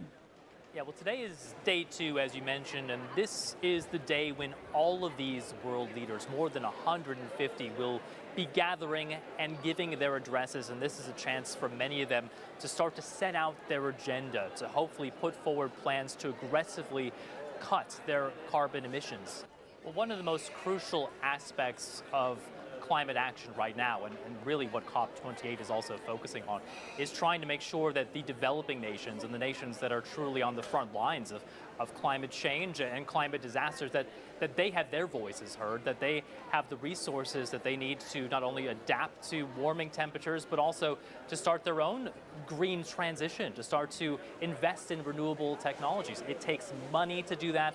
And that's why the announcement yesterday of this loss and damage fund is particularly important. This was something that developing nations have been fighting for around 30 years. It was finally approved, and we saw hundreds of millions of dollars put into that fund to be distributed to developing nations.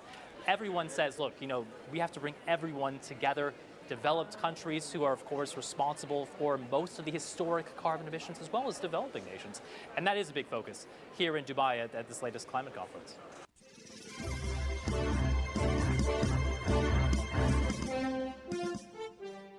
Here's what's been making the business headlines in sub-Saharan Africa this week.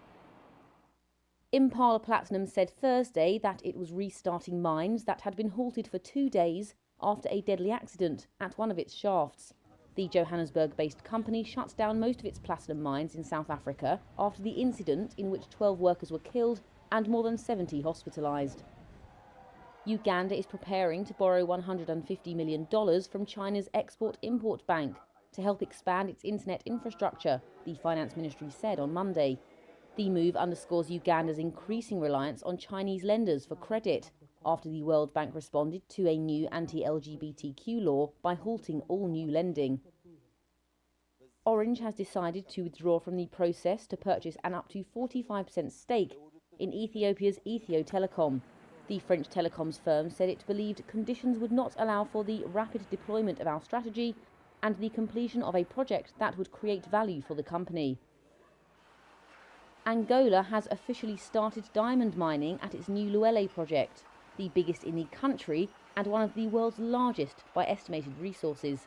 But the $600 million mine is starting at a challenging time for the industry, with global demand for rough diamonds weak in recent months. And finally, the world's top multilateral development banks, including the African Development Bank, are set to launch a global task force at the COP28 Climate Summit to scale up the number and size of debt-for-nature swaps that countries can do. The swaps see a developing country's debt burden reduced in return for protecting vital ecosystems. Countries seen as prime candidates include Zambia, Kenya and Tanzania.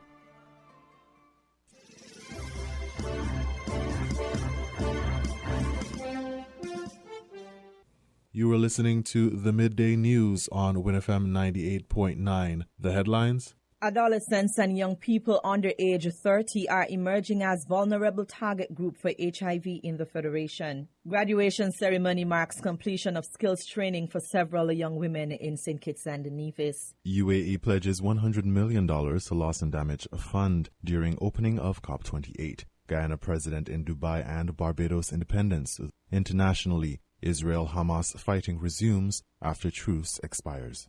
Thank you for listening. That was the WINNFM Headline News. The Headline News was brought to you by Caribbean Alliance, KDP Enterprises, The Grange, and Caribou.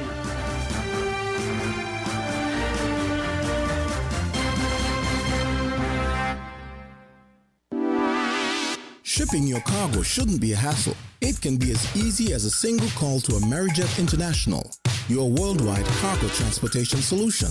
We provide all the services you need to ship your goods anywhere in the world, whether your shipment is fresh, frozen, large or small, alive or hazardous. You can count on Amerijet to deliver it safe and sound. Amerijet International, by land, sea or air, we get it there. For more information, visit us online at www.amerijet.com or call us at KDP Enterprises at 466-9595. Did you know that the Grange Healthcare Facility is the first purpose-built, non-governmental healthcare organization on St. Kitts? It's situated at Otley's, 7 miles east of Basseterre in beautifully landscaped surroundings. The Grange has a team of highly trained professionals and provides care that's rated as being comparable with UK and North American standards. The Grange offers varied accommodations to suit your individual needs, and our all-inclusive packages make the cost of care per hour the most competitive on the island. Services include convalescent care for all ages, daycare facilities for older adults, rehabilitation services, and training and continuing education for healthcare providers. For more information, call 466-5525 or 465-8020. Fax 466-8221 or email thegrangehealth@gmail.com or visit our website at www.grangehealthcarefacility.com. With over a century of perfection behind the Mackeson name, a smooth blend with perfect balance and richness, it's no wonder Mackeson Triple Stout has a legacy of perfection. Enjoy the world over. Introducing our new look with the same great taste. Mackeson. All hail the king. Please drink responsibly. When it comes to the important things in life, your health, your education, your choice of a life partner, and of course your insurance provider, only the best will do. Caribbean Alliance Insurance is the only insurance company in the Eastern Caribbean with an A excellent rating. We have a robust 3-tier reinsurance strategy that protects our policyholders from multiple catastrophes, even if they occur in quick succession. We spread our risks over 18 territories, ensuring minimal impact to individual territories when a disaster strikes. We provide an excellent claims experience. Claim settlement is usually between 24 to 48 hours. Our A excellent rating means that you are more secure with us. Contact us for motor, property, marine, public liability, employer's liability, and other policies. Dalil Walwyn, people you can trust. Local agent for Caribbean Alliance Insurance. Tomorrow secured. We're different. We're 98.9. 98.9. Win FM.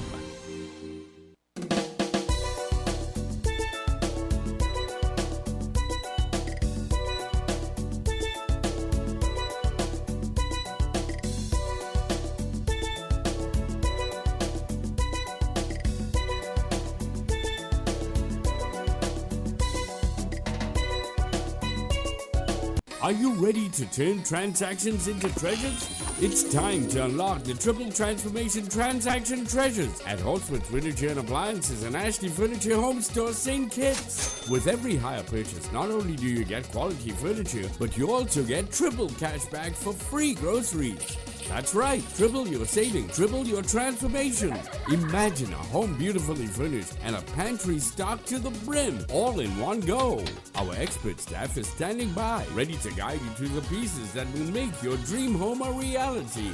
Hospital Furniture and Appliances and Ashley Furniture Home Store St. Kitts, where quality meets affordability. Don't miss out on this limited time offer. Visit our showrooms today and start your journey from transactions to treasures. Hospital Furniture and Appliances and Ashley Furniture Home Store St. Kitts, transforming home one transaction at a time. Visit us today and experience the triple transformation transaction treasures.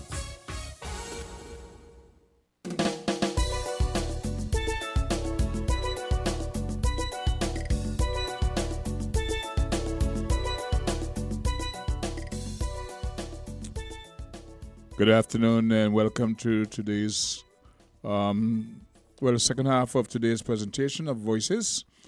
My name is Socrates. We got about 12:34 on the clock. It's the first day of December. We actually just glossed over it this morning. It's December 1st, the first day of the 12th month of the year.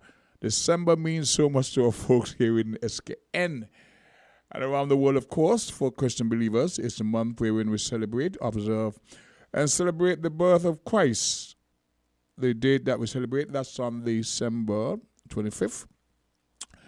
Before that, and after that, we have the various activities surrounding the celebration of our National Carnival. Example, tomorrow night, we have the first of the 2 nights of eliminations for both Calypso tents. They'll be taking place down at Pratnett. December is a month where a lot of folks from SKN would target their vacation time. They would go back home. In January, they're about to after a massive carnival season and plan for when they return. People like Chris Collins, but you know he's going to come down and sample all the new cuisines, etc. Yes, it's December 1st. We now in the 12th month of the year, I said to folks that it's where we end the old year and start the new year with a bang. It's also the month of my birthday, so I'm clocking, I'm moving along forward. Yes, we have to give all the thanks for all the blessings we've enjoyed throughout the year.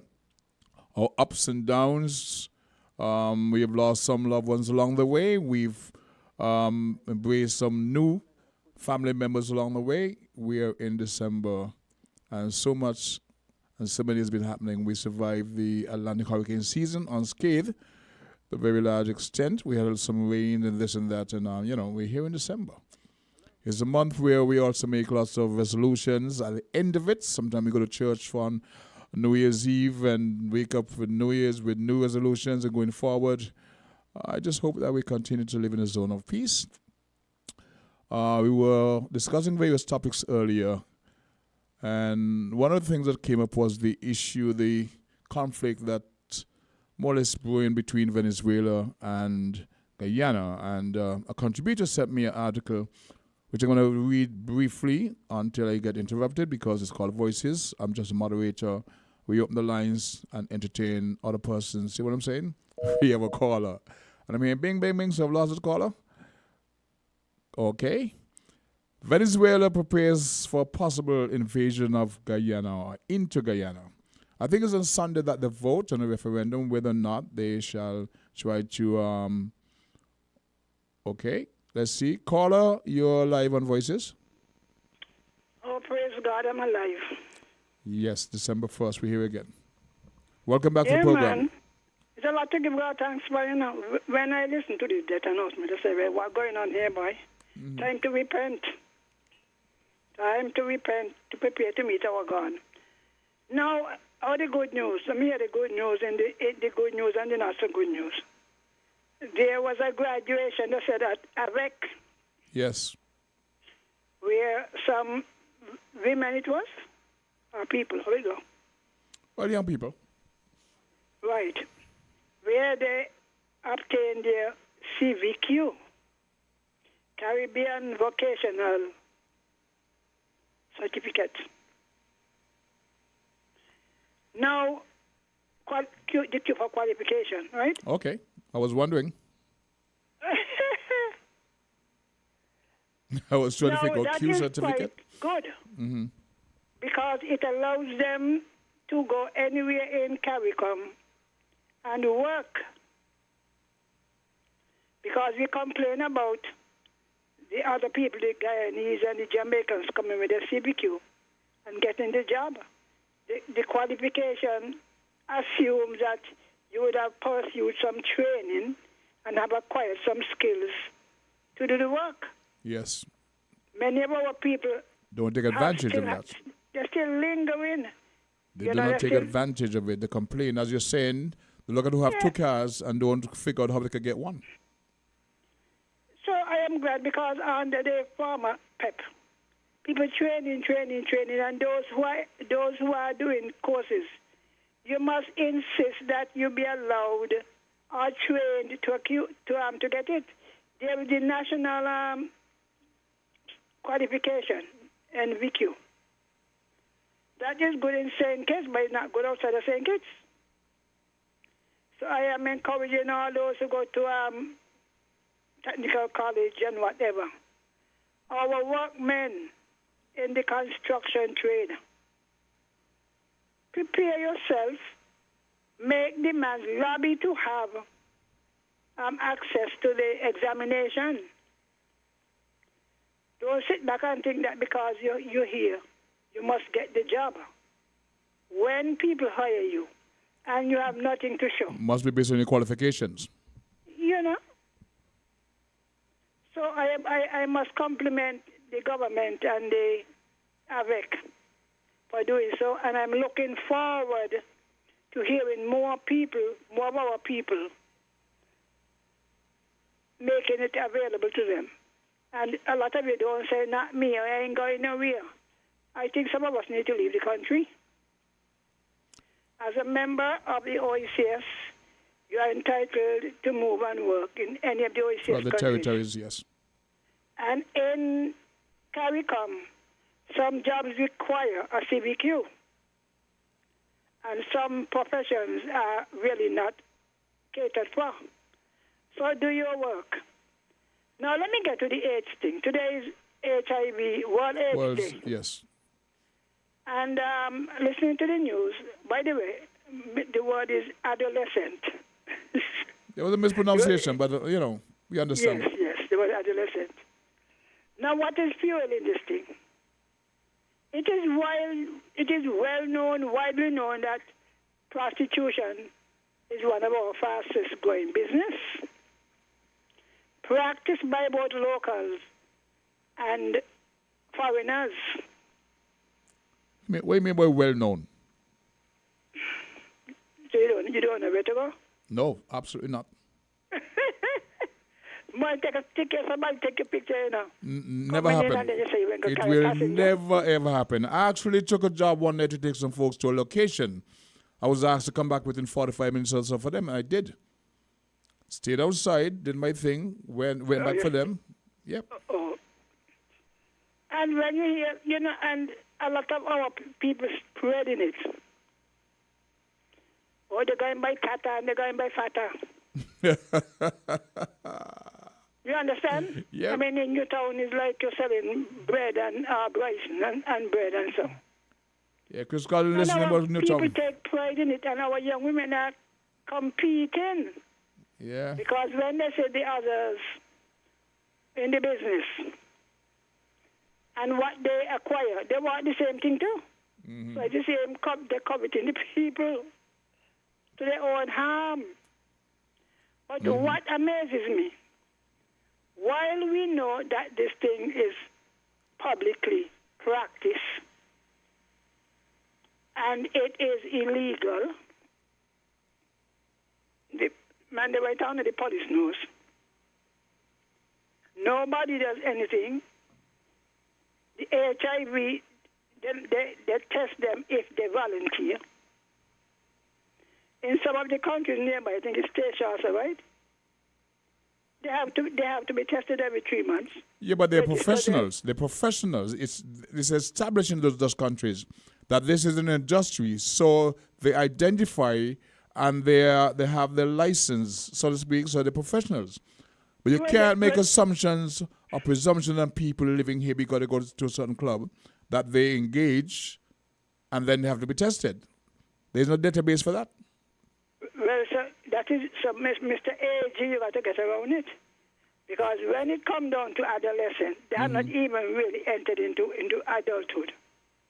Children, we're giving them, and all of this bend down and step over and spread out, giving our young men free access to our women, many of whom patronize these prostitution or the brothels. It is seen as nothing until you get hurt. And the worst part, innocent people get hurt. Chris Collins saying, right? Do not give Newtown a bad name. When did that become Newtown? He's up in there. You can't tell him to tell you don't give Newtown a bad name. No. The new name is Spanish Town. Spanish Town. You Okay, go Chris. into the Chinese supermarket to buy, right? You ever do that? You go into where Judy used to be. Yeah. The cashier talking Chinese, and the majority of the customer talking Spanish. Okay. We look in Spanish Town. I'm not against them, because is they're true. Christian, that's between them, eh? That is true. I'm not against them, just the practice. And another thing again, I always want to know, human trafficking, why the police don't investigate it? They have to have the data. They have to have the input. Well, they have to have coming through with the passport, and you see them. Well, if they come with the passports, it's a whole different story. I'm talking about the age. It's the age of the people. Okay. I have seen some of them in Newtown say, Lord Jesus, I wonder if the mother know where they are. Okay. I mean, seriously, we don't take this thing seriously, And then the HIV people say they're going to be driving through the land. I think it's today? Today, yes. Giving no condom. They gave me some last week when I was here. What are they promoting, really? Safe sex awareness. because we sort of lack. We become lackadaisical over the last But couple of years. I will be free in the clinic. Yeah, but you have to have the education still. You have to keep in the schools. You have to try to reach the next generation the best you can. They do that. You know, they do sex education in schools. I think so to some extent, yes. They do, you know. Mm-hmm. So I say, well, they're promoting promiscuity. No, it's out there. So you need to speak to It's people out- because it's out some there, don't people, mean it is in some home environments, promiscuity. you don't have that level of discussions. In some home I say environments. it done bad enough. Mm-hmm. So they're stocking up for the carnival.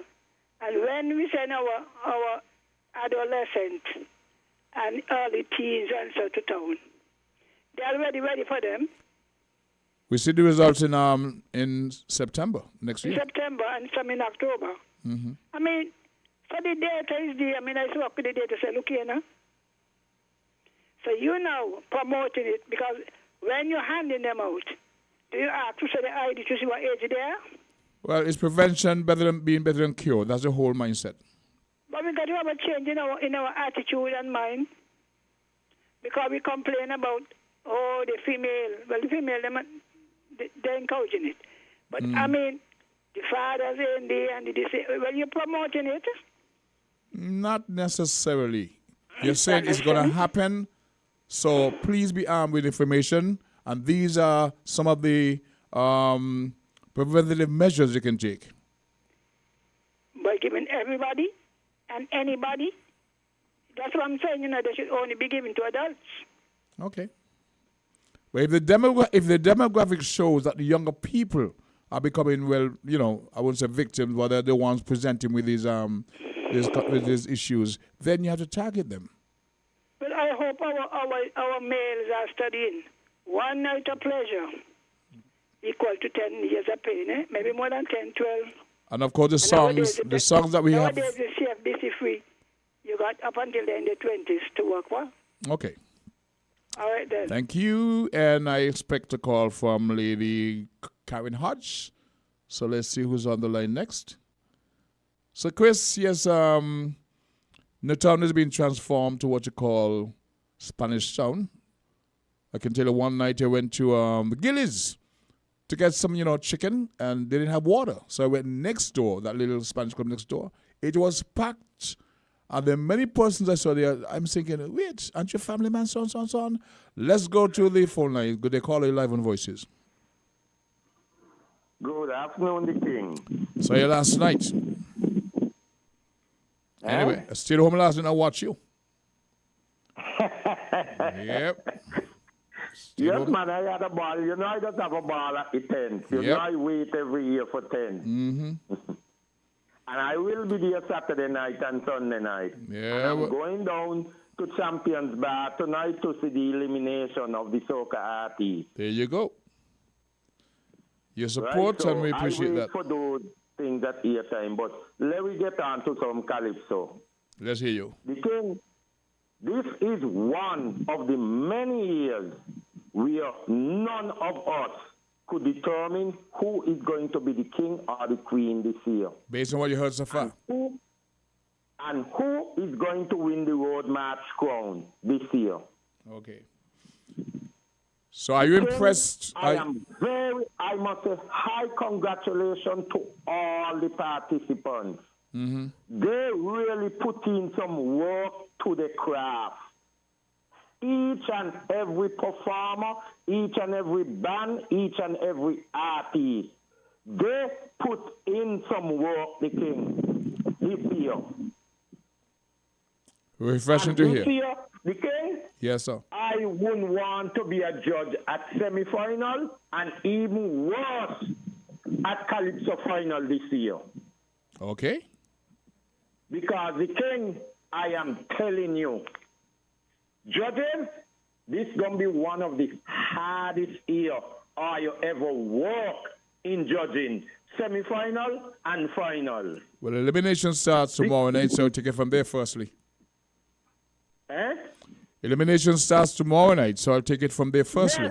Yes. Well, elimination right now is more easier to judge than semi-final and final. Semis is the hardest to judge. You're Yes, selecting 16 that's why I Calypsonians. say I wouldn't want to be a judge semi-final and worse final night this year because the work these artists has put in to the craft this year, it's going to cost these judges in semi-final and final worse than migraine headache to judge. Okay. All right. So judges, I hope you all are keen up all your brains for semi-final and final, and I hope you all are walking with your medication because you all are going to need it. I must say that I was impressed by Southsop's presentation last night. Oh, yes, man. Yes. Super. And I will say this. I mean, top it's the of the best I've seen him line. for a long time. His presentation, his melody was on key. I really appreciated him last night. Yes, man. And the band backed him up well. Mm-hmm. And listen, a lot of the Calypsonian last night, the King, man, they put down some work. I almost think it was a final show. Is that so? Watch your back. Oh, my God, he mashed up the place last night down at Spratnet. Lord, don't talk about the veteran and grandma Calypsonian Jackie. Jesus have mercy. That lady was spectacular. Right? And the queen, the defending queen, she was good. Okay. And the other lady. Is that the one which does it? Lord, Is that I the am one? sorry, listen. Which one? I am mourning right now for those judges in semi-final and final. Which other lady? In due time? Eh? In due time? Yes. Okay. I think I told her last night when she finished, this was her best performance in the 10th so far. Okay. She really sang a song last night. Okay. Got you. The King, I want to touch on the Leat issue. I am so happy that they really decide to bury Leat now. Okay. I have a call coming in, so get to the point as quick as possible. Used to bury Leat. Mm-hmm. And I keep saying to them, when you have a dead, you have to bury the dead. But the most insulting and disgraceful thing about the Leat issue is the Antigua Prime Minister, Mr. Brown, with his forwardness about workers after working so hard and keeping that airline and giving it one of the best year record, about they must take it or leave it. Some word he used, like it's a sentimental gratuity payment. He's forward and out of place. And then talking about they're going to put $13 million into a bank to go buy Leat planes them to start a new airline, and nothing gone left to pay the workers them, and they must take it or leave it, a sentimental gratuity payment. Okay. I don't have the context, so I really can't comment on it. I don't have the context, so I really can't comment on it, but I'm taking... Yes, he said that. He said right. it is in all the news. Okay. Right? So, check it out. Okay, so much appreciated. Gone. Okay, we have a caller said that's at the 662-0989. Our line is not working. They try to get in, so try now if you can. 662-0989 or 662-0989. 466-0989. 762. It's all 0989. So let's see if you can get in at the moment. We have a caller. Is that you young lady? Hello? Good day, caller. Yes, the King. Yes, young fellow. Go ahead.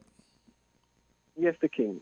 I think you might have missed me somewhere Wednesday. Now, when I said Wednesday that Africans, there are certain words that were not a part of the vocabulary of the early creation of African. Now, if you if we're going to acknowledge that civilization began in South Africa at the Nile River, at that young, tender age, the king, where there was generations upon generations, some of the words that were not a part of the African vocabulary was black and white, and there were never rape, among other, out of the norm behavior. Why do I say this? You remember when I mentioned Lord Macaulay's letter to the British Parliament in 1884? Yes. His observation that there was neither a thief or a beggar. Now, look at us, the king. Our hearts are different. We are here to nurture nature. Now, when did this pattern of behavior seep into us today? Again, I go back, I take you back to when it all began. We never use words like hate. We didn't see black or white. We didn't see color because we were in our space. We were a collective. Now, you even ask the question as to why. I'm referring to the book, The King. The book says, go. The command came to Saul and said, go down and kill these people and take their spoil. It also played out in King David, but later, in all the killing that David did, we learned that David was a man after the deity's heart. The king, what I'm saying here is that we need to look at what is written. I'm not saying that we should trash what is there, but we need to look beyond what is there.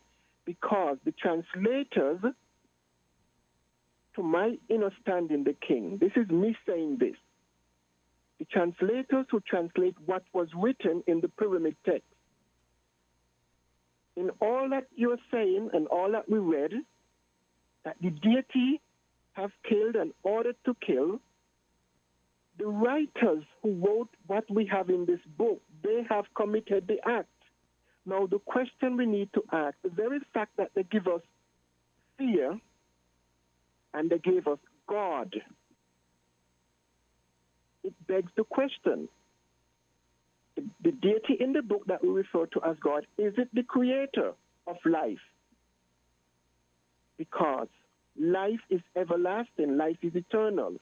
Now, I've also outlined that the elements of nature, as we have man, humankind, going against nature, nature is taking care of that.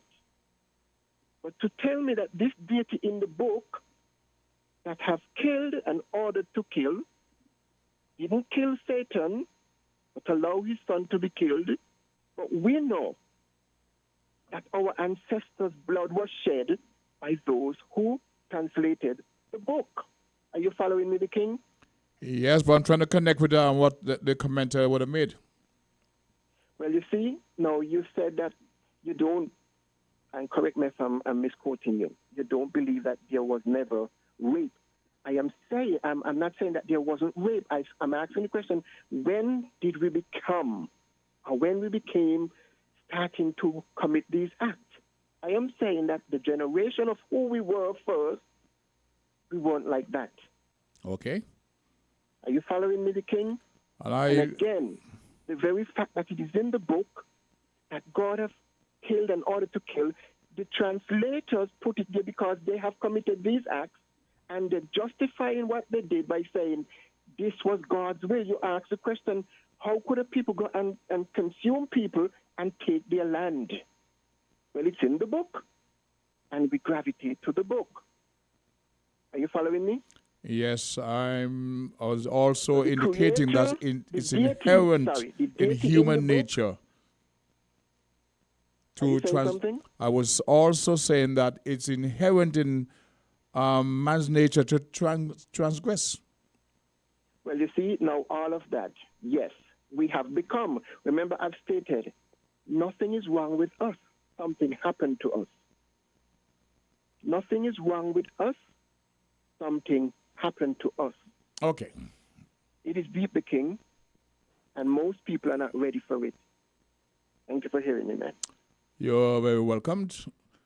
Let's see if we can get that person who's trying to get in to be next on the call. Can you try now? Understand that you said the 662 is not really working, so let's see if we can get this person in on the line. Okay. Lines are open, 662-0989, 762-0989, 466-0989. And we have a caller online as we speak. Go to caller, you live on Voices. Yes, good afternoon, Socrates. Good afternoon. Yes, and good afternoon to your listeners. First of all, I'd like to say that thank Jesus Christ, the Lord God Almighty. Okay, hold a second there. For the person trying to get in, please try the 466 number. See if you can get in, okay? Okay. 466, okay. No. You're on. There's somebody trying to get in. Okay. Go ahead. Mm-hmm. Yes, of course, like you said, thank Jesus Christ, the Lord God Almighty, for sparing us all from the hurricanes and from the storms. The most we got was just a little touch, but he spared us from the brunt and the worst of them all. And I thank him. Even when one of them that was very powerful looked like he was going to hit us. Diverted. Yes, Jesus, in listening to the prayers of his saints, diverted it. And I thank we count the blessings. Well said. Very great blessings. Very great blessings. Secondly, I would like to say, as we are going into the Christmas season, I'd just like to remind people that the reason for the birth of Christ is that he came to seek and to save that which was lost. Those sinners who God predestined in all eternity to be saved in Jesus Christ for his kingdom. Those are who he came to save and to seek. By his blood that he shed for them, he saved them all. His chosen ones, his chosen sinners. And so that is why he came and he died. And that is why he was born. Because he was born to die for his chosen sinful ones, to save them by his blood. And lastly, I would like to say, where crime is concerned, we are concerned. We cannot honestly, genuinely, and logically be condemning crimes, including killings, and at the same time be praising songs and singers who sing in songs like Taliban's by Byron Messiah and others, not just he alone, but by others as well. But he seems to be the biggest saying this. You've got a point. Yeah, we can't be praising them up, glorifying them, and that sort of stuff. When these people are a part of the problem, we are just being hypocritical in condemning crime, but at the same time, praising, glorifying, honoring, and so on, contributors to the problem that are part of the problem. Very well said. Jesus Christ, he doesn't play games with us. Jesus Christ, he is holy, he's righteous, he's truthful, and he's upright. And we like to play games with him, but he does not play games with us. Okay. And we need to learn that. And we cannot solve our crime problems, and we cannot solve any of our problems unless we start to do things according to the Bible, and that starts with biblical repentance according to the Bible. Thank you. Thank you so very much. I am 100% in agreement with what you said about the influencing of certain music that lends to a mindset that, helps with this whole crime problem. We do have to pause to give credit to our sponsors who's trying to hold on for the caller, but we do have to go downtown and give Caesar his due. We'll be right back. Hope he can get in when we return. Attention all savvy shoppers. VAT days are right around the corner. But why wait? Get a head start now at Hosford. Take advantage of our exclusive pre-approved credit offer for VAT days on December 15 and 16. Head over to Hosford's Building and Nevis Center's Furniture and Appliances and Ashley Furniture Home Store today. And don't forget to swing by Hosford's Auto Sales event for the lowest interest rates on all brand new vehicles. Imagine Hosford's dropping major discounts and pre-approved credit when you shop now. It's that easy. easy. Just visit any Hostels department, make your VAT Days wish list, and we'll take care of the credit check. Then come back on December VAT Days to take home everything you pick with your pre-approved credit. Hosford's has you covered for furniture, appliances, or a brand new car on VAT Day. Don't miss out. Get pre-approved credit now for VAT Days in December at Hosford. Visit our stores for all the details. Terms and conditions apply. Hosford's, where your VAT Day dreams come true. Hurry in today.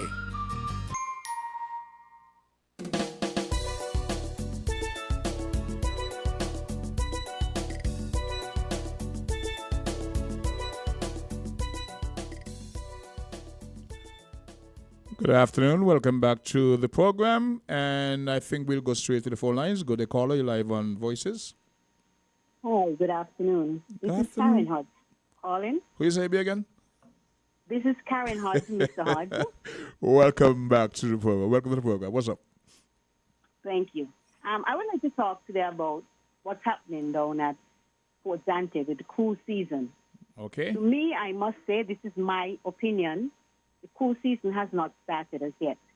It still feels as if we're in dull season. That's Now, a very I was strong checking statement. the itinerary. Pardon me? That's a rather strong statement.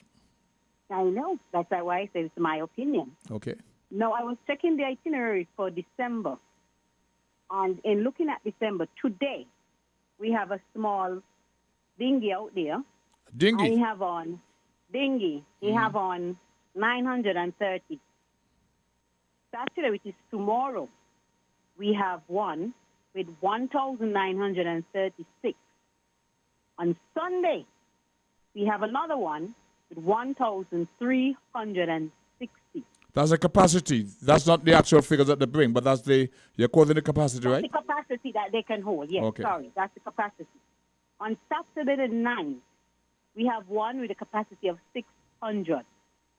On the 13th, we have two. One with 227 and another one with 600. So we're looking at how many consecutive days of ships with it roughly about 1,000 thereabouts in capacity? It's about 1, 2, 3, 4, 5, 6, 7, 7. And then we have 3 days in December where there's no ships at all, which is the Oy. 20th, the 22nd, and the 31st. But aren't we at the height of the cruise ship season, so to speak? We are supposed to be at the height of the cruise ship season. So I really would like for the minister to come and say something to us because it's really bad. Mind, these are the capacities. Even when there is, say, Avia with the 5,200, right? Mm-hmm. It seems as if 99% of the ship is booked.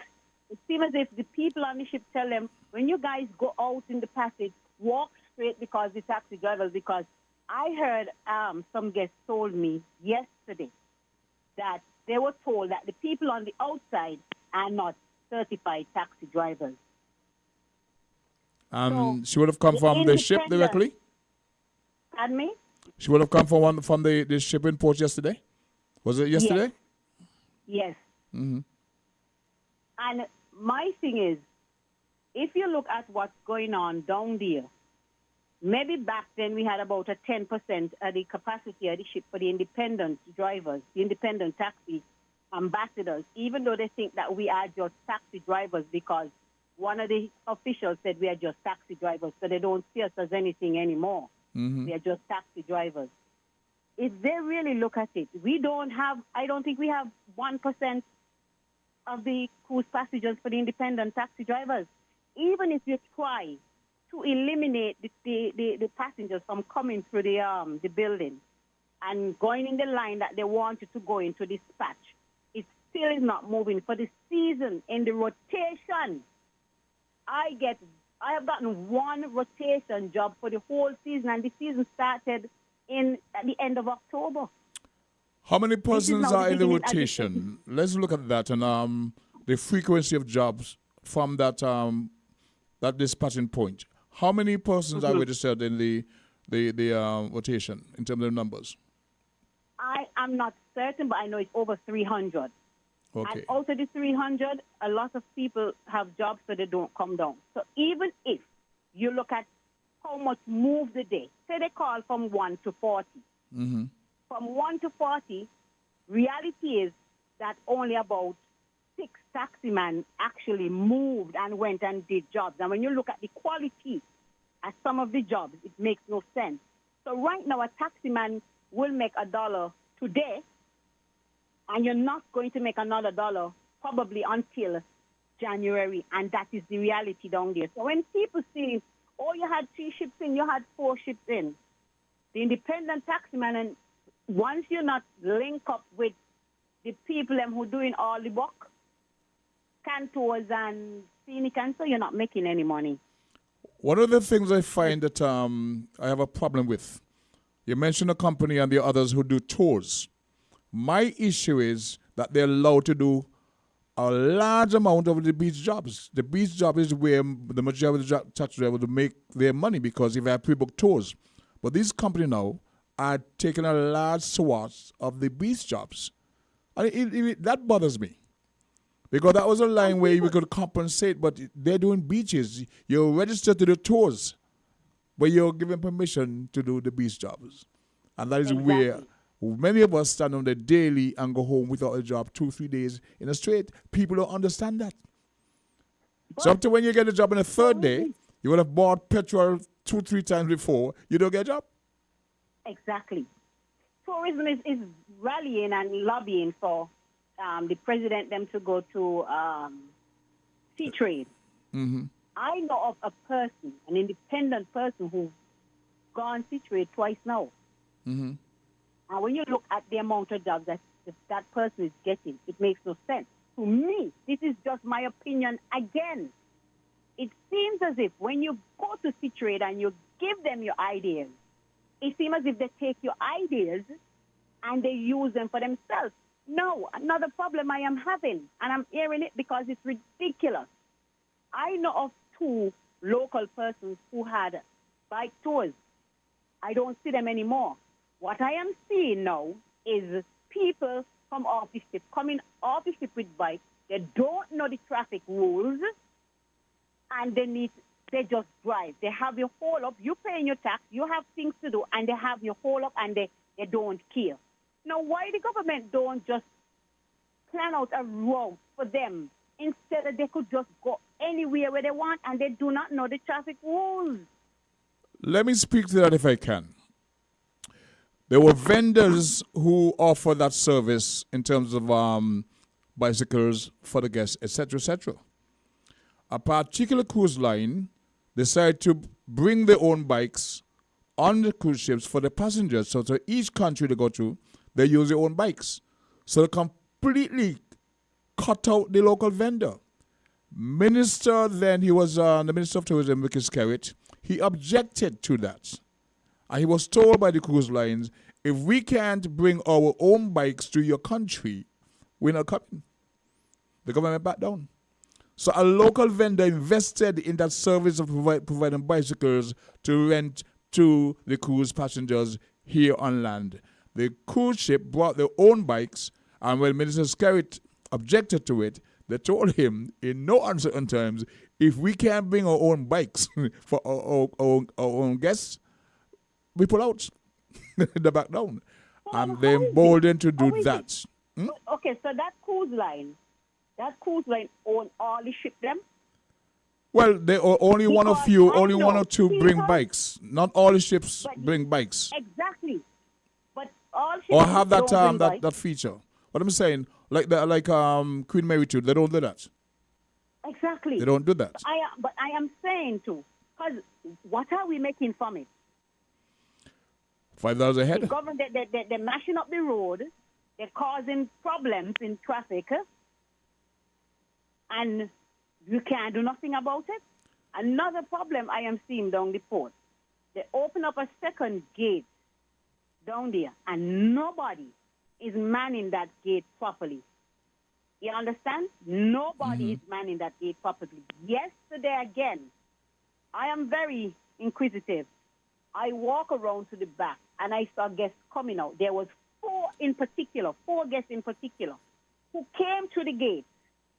And they came, and I approached them because I see them pass scenic railway bus, and they passed. So I approached them, and I asked them, what are you looking to do? They say, oh, we're just going for a walk in the city. They're not supposed to be coming Exit through that gate. Please. And the gate you're referring to is down at the second pier. Right? All the traffic used to come straight up to the arrival hall. They've now opened a second exit at the far end by the second pier, claiming it's for the scenic railway and those pre-booked to exit at that end so they can come off in front of Rams and they do the tour there. But the flow of people are not supposed to come today unless they're pre-booked. What you're saying, you engaged some persons a couple of days ago who came through that gate and they should not be allowed to. They need to come straight down by the dispatching area, engage with dispatchers to get their butts on the various vehicles. Exactly. So that has to be monitored. What I am feeling, and this is my opinion again, what I am feeling is that tourism concentrating on keeping the taximan them muted and keeping a certain amount of money in your pocket. You're only supposed to make a certain amount of money. Everything is, oh, taximan, this taximan, that taximan has never done anything good. But they have people inside there who they're not monitoring, but every time a taximan going there, they are monitored. And people are just going in there, say, I come for people today, and nobody is keeping account to say, well, okay, Cantos is supposed to have 10, so Cantos gone with 10.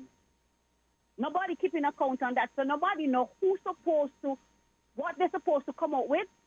They just come out with how much ever they want. People are still selling tours in the on ground and they're not doing nothing. Okay, taxi drivers, the independent taxi drivers are being squeezed. They're killing us. It seems as if eventually we won't matter. But hear this. That's my contribution for today. Hold on. Hold on. You did list a number of ships in the next couple of days that bring in a capacity less than 1,000, right? But yes, the ministry is on record of saying that this season won't be as vigorous as the one before. We would have lost, based on the figures, over 200,000 potential passengers. We're hearing it's due to the fact that the former government opened up the port too late to catch the season. But the reality is we are anticipating over 200,000 less passengers. So maybe that's reflected in the size of ships and the frequency of ships that has below 1,000 passengers capacity. And that would impact the quality of work, the quantity of, and the rotation that you mentioned. How fast would that rotation move? Well, let me ask a question. You said the government said it was a result of the country opening too late. That's the PM's position. That's the PM's position. Yes. But do you have any idea when Antigua opened? Did Antigua open before us? St. Thomas open before us? Did St. Martin open before us? I can't say for a fact. But we know the numbers have increased. Because exactly, Antigua number has increased tremendously. And I don't think that they open 6 and 4 and 5 months before us. So that doesn't seem like a good explanation to me. My thing is that it seems as if that this government, and this is my opinion again, did not do their due diligence and go out there and get ship here. That is what I feel. Are you comparing this to? I don't think that anything has been done to add anything to the cruise itinerary season. Yes, I don't think anything at all has been done. And that is my opinion. So nobody else, I'm talking for me. So we'll have to just go and bear it?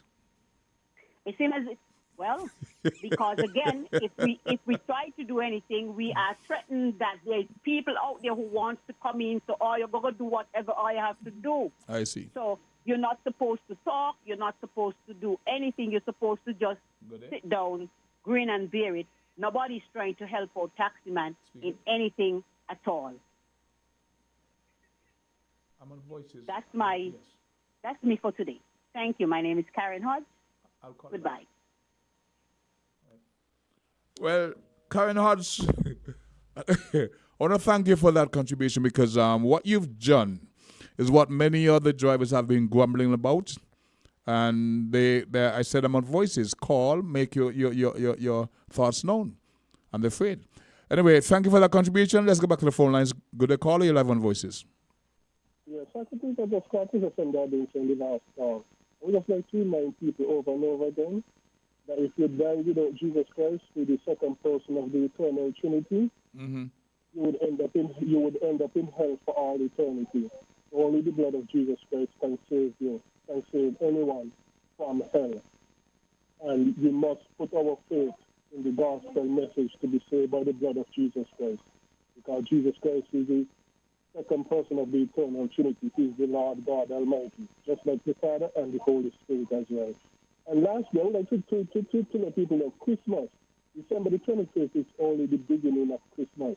It ends on January the 6th. Because Christmas is really 12 days. And you know the song, the 12 days of Christmas, that is what it is all about. Yes. A lot of people think that Christmas is just December the 25th. But no, it begins December the 25th. It's a symbolic observation of the birth of Christ as we're given that date. And then I say after that, all hell break loose. It's Juve. Yeah, and which is wrong, but in January the 6th, that is really Christmas, the 12 days, and not just December the 25th. But like I said, the message of the Christmas season is that Jesus Christ was born so that he could die for sinners and to save sinners, those who he chose before, those who the Father chose before the beginning of the world to save by the blood of Jesus Christ. Those are who he died for. Thank you. Happy to have been able to accommodate. We got about 25 minutes down after it's 1:22 thereabouts. We can squeeze in another commercial break because I was relaxed a bit earlier. So let's give a few minutes to our sponsors, and when we come back, we wrap up today's presentation. Thank you. Get ready to transform your space with the Horsewoods Building and Nevis Centers. Spruce it up big fresh paint and tile sale. It's your chance to give your home a fresh new look at a whopping 25% off store-wide on all paints and tile at Horsewoods Building and Nevis Centers. But wait, there's more. With every purchase of Citizens Paints, you could win a free room paint over. Imagine walking into a freshly painted room completely on us. Looking for even more options? We've got you covered with fantastic deals on Sherwin-Williams and Penta Paints. Don't miss out on the chance to get premium quality paints at amazing prices. But hurry now to Horsewoods Building and Nevis Center. This incredible offer is available for the entire months of November and December only. Terms and conditions apply, so be sure to visit us for all the details. So don't wait. Head on over to our store and take advantage of Horsewoods Building and Nevis Center. Spruce it up big fresh paint and tile sale. Give your space the makeover it deserves and make this holiday season extra special. Hey, here's your Hustlers Value Mart idea specials running November 30th to December 13th. The more you shop, the more you save. Into December, get the double points on dairy and frozen food. Now, our value blue tag specials. Sunny Delight Smooth and Tangy, $5.99. Egg waffles and pancakes, $13.99. Stone Ridge ice cream, $16.99. General Mills Honey Nut Cheerios and Lucky Charms, $17.99. Essential Everyday Shredded and Chunk Cheeses, $7.99. Quaker granola bars, $12.99. And now, our very low weekly value deals. Nora sides, $7.99. Orchid apple drinks, $9.99. Ensure nutritional drinks, $8.99. Quaker oat regular and quick, $17.99. The Colgate toothpaste, $7.99. Extra liquid detergent, $12.99. Shop smart, shop value mart, and get the double points for more rewards today.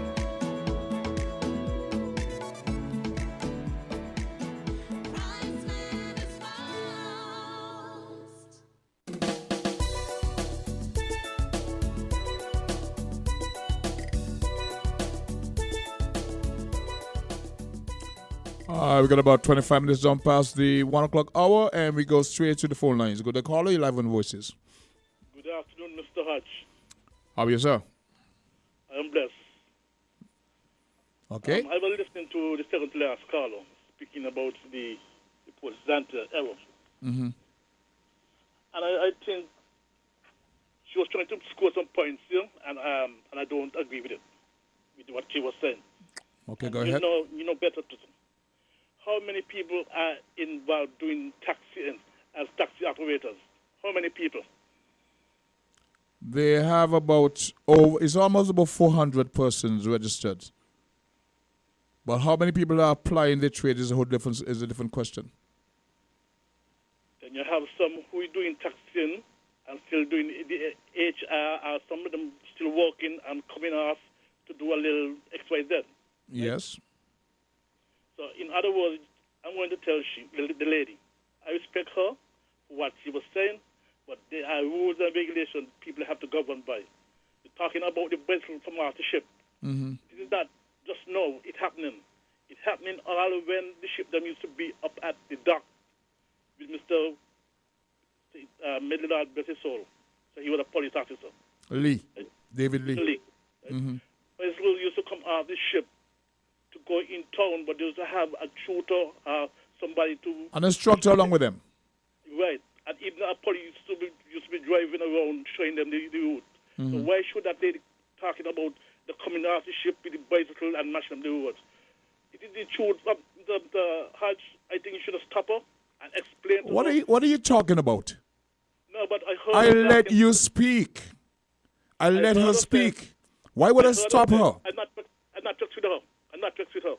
But what she's saying that they're coming off the ship with their bike and mashing up the road.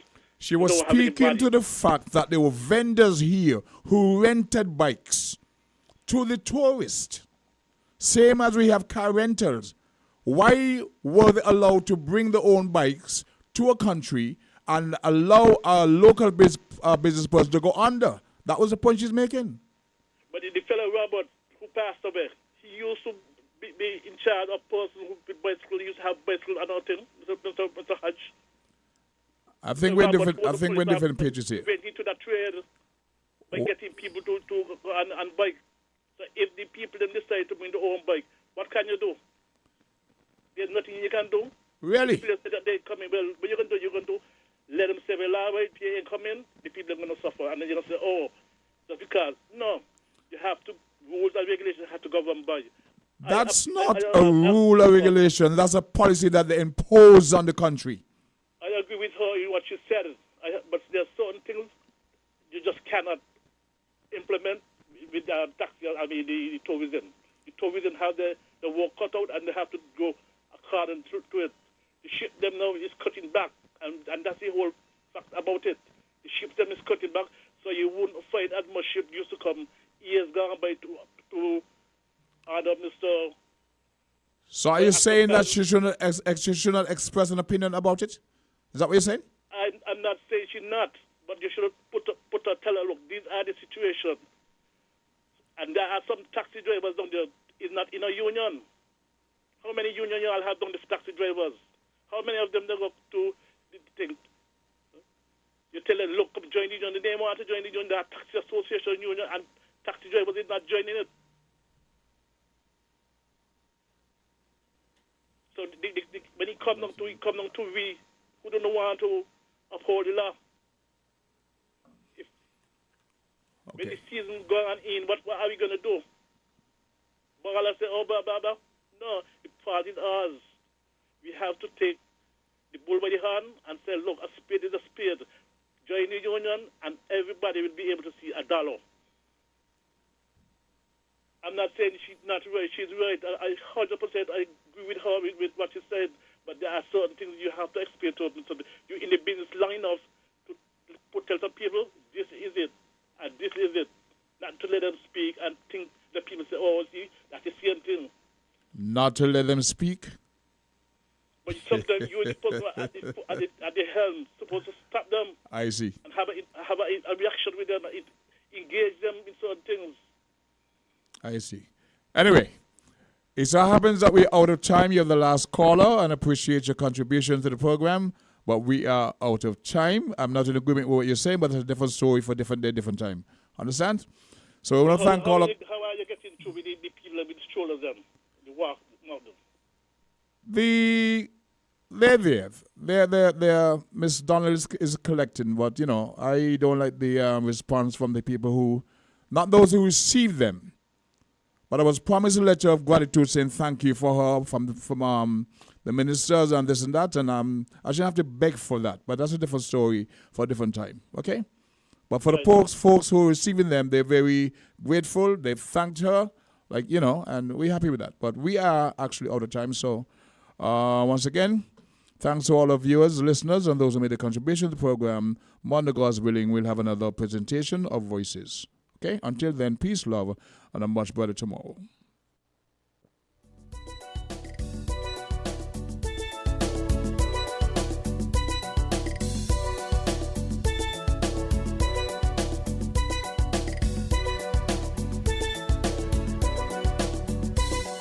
Are you ready to turn transactions into treasures? It's time to unlock the triple transformation